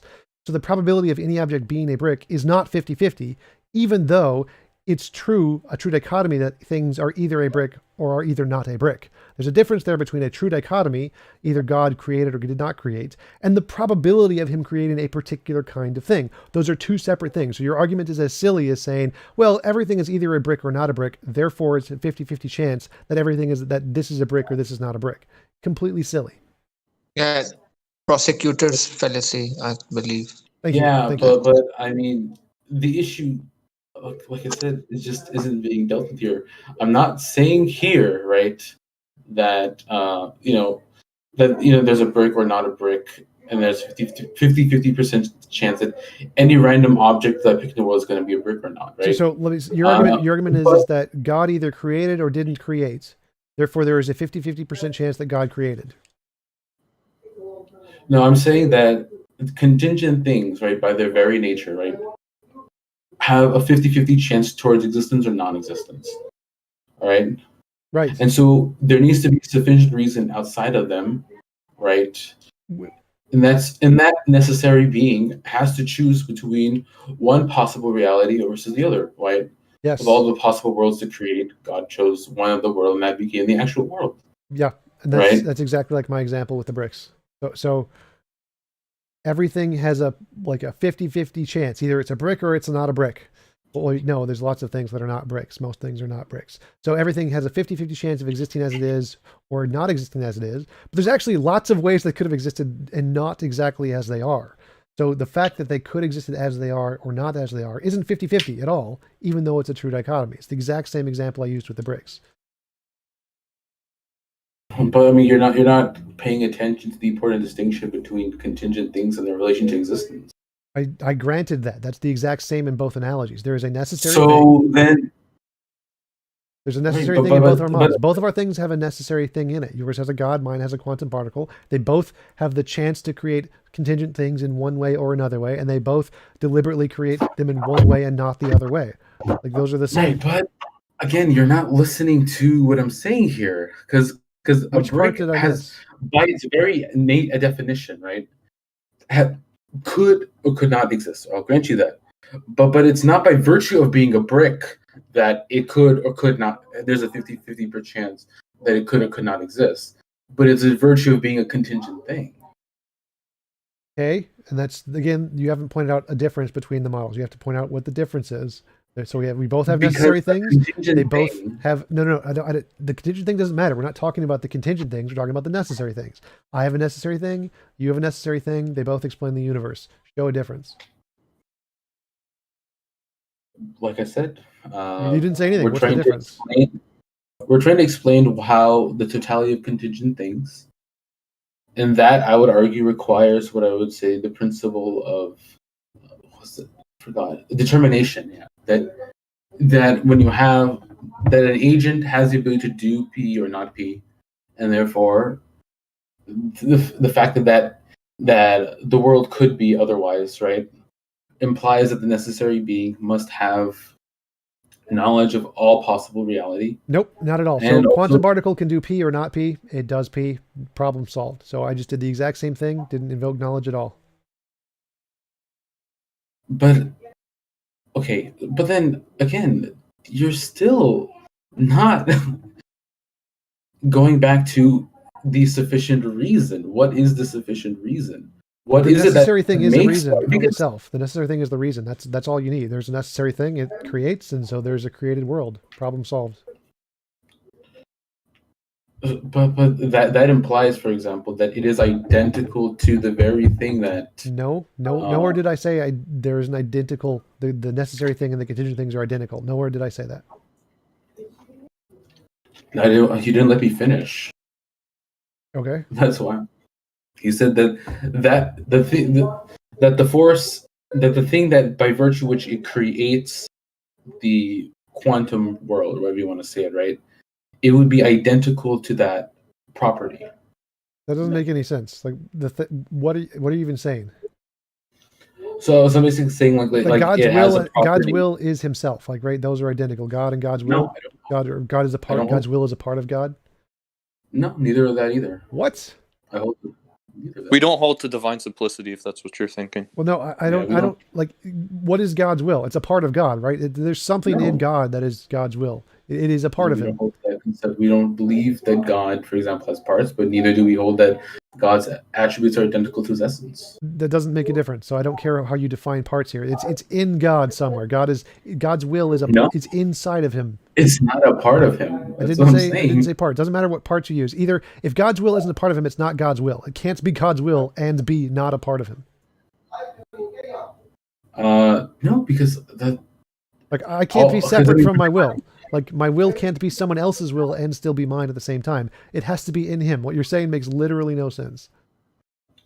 Well, no, because like I said, God's properties are not like human properties. For God's properties, they have to be a part of God. That's what property means. I'm talking about necessary being, right? If a necessary being has properties, the properties have to be a part of the necessary being. That's literally what it means.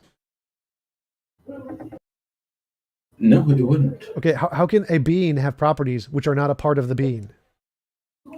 Well, I mean, like I said, where is the contradiction in that? I mean, we're talking about a lot of has properties which are not a part of the being. That's literally a contradiction. That's A and not A at the same time. Mm-hmm. What we say is that they are not external to God, right? They're not other than God. They're not other than the essence. So they're in God. They're a part of God. So they're not. So they're in God. So if they're not a part of God, then they are a part of God. So if they're not separate from God, they're in God. If they're not different God things, they are the same thing. Like this. Okay, I'm bored with this. This is so dumb. Like, anybody else got any questions? Yeah, I mean, if I may, TJump. Yeah. What's your qualification first? What are your qualifications, if I may ask? Which what? What's your qualification? I audited all the classes for philosophy, so I didn't get the degree because it cost an extra $50,000, but I took all the classes. I thought you were a physicist. No, philosopher. Okay, that's why I was confused. Yeah, what your reference is about the Casimir effect? Casimir effect, yeah. It's totally untrue. You need to put energy to the system to gain the particle. Otherwise, it's a virtual particle. What? You cannot break. The yes. Casimir effect is when you take two pieces of metal, put them very close together, and they get collapsed by virtual particles. You don't put any energy in. Like, what are you talking about? Not the way you're thinking of. What? You need to move the plates to gain the momentum. You need to. They don't move anything. Or, so the plates are moved by the virtual particles. We don't touch anything. Bro, here's the thing. Like, you have no understanding of the conservation of momentum and conservation of mass. No, I understand both of those. Like, none of you those also have anything to do. conflated the virtual particles with matter and antimatter. When the universe came to existence, the question was, did it come from existence from virtual particles? No, irrelevant. So all of that gibberish you're saying is completely irrelevant to what I said. So the Casimir effect is when I'm literally explaining it to you right now. So the Casimir effect is when virtual particles can come into reality and cause the plates to collapse, which is exactly what the same thing in the Big Bang is. And I use particles and antiparticles as an example to explain that to you. Actually, no, you're mistaken. How do you say it?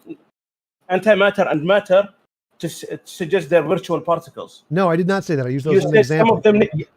No, you said the Big Bang has no need for a yes, the Big Bang because of the Big Bang created the Big Bang was like stop. Well, let me explain this to you again. The Big Bang is like a virtual particle. It was caused in the same way a virtual particle was.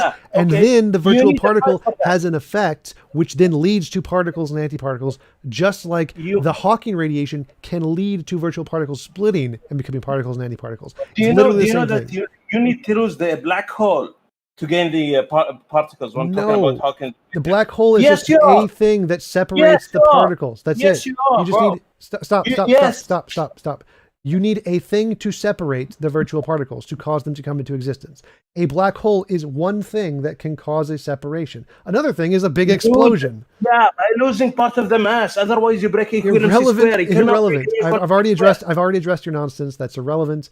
Hawking radiation is one way to separate. I actually researched it. No, you didn't. You clearly didn't. You clearly don't know anything you're talking about. I did. Could you mute this kid? Can we get this guy out of here? Oh my god! I'm not a mod. So who's a mod in here? I think. Cool it down and you guys need to like stop exchange if you like be fighting. Yeah, I just checked. Quantum particles are not truly random in the sense that he's talking about. He's talking about fluctuation. Quantum fluctuations. Quantum fluctuations are not truly random. Yeah, I just checked. I literally said they weren't like 4 times. I said I can make up one that's 50-50 to meet your stupid standard, but they are not like that, and they don't need to be because no one says that. But they don't work that way. That's not how. I agreed with you. I said they don't work that way, and they don't need to. Your standard is silly. No one in physics cares about your silly standard because it has nothing to do with reality. But we're not talking about physics. Yes, we are. That's the problem. Like, if you think there is a thing that requires 50-50 to create the universe, I can pick a quantum particle that's 50-50.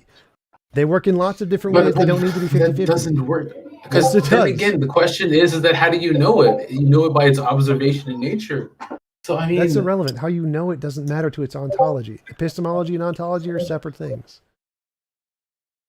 No. Well, I mean, the issue isn't this. The issue is about.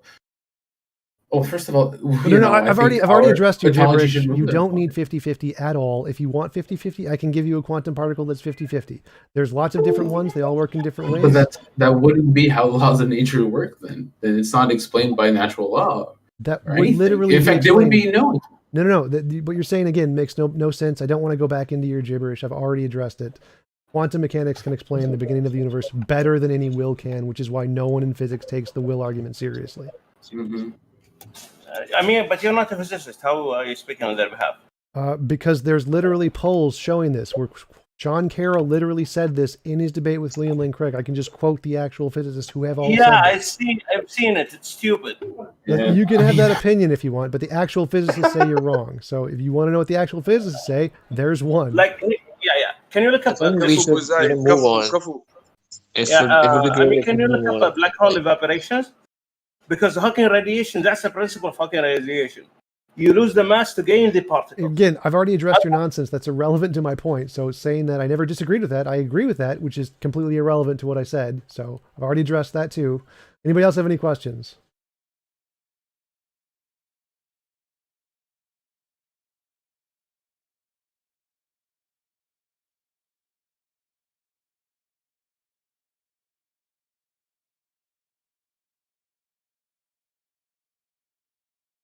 Oh, I think they kicked me out of the server. Hilarious.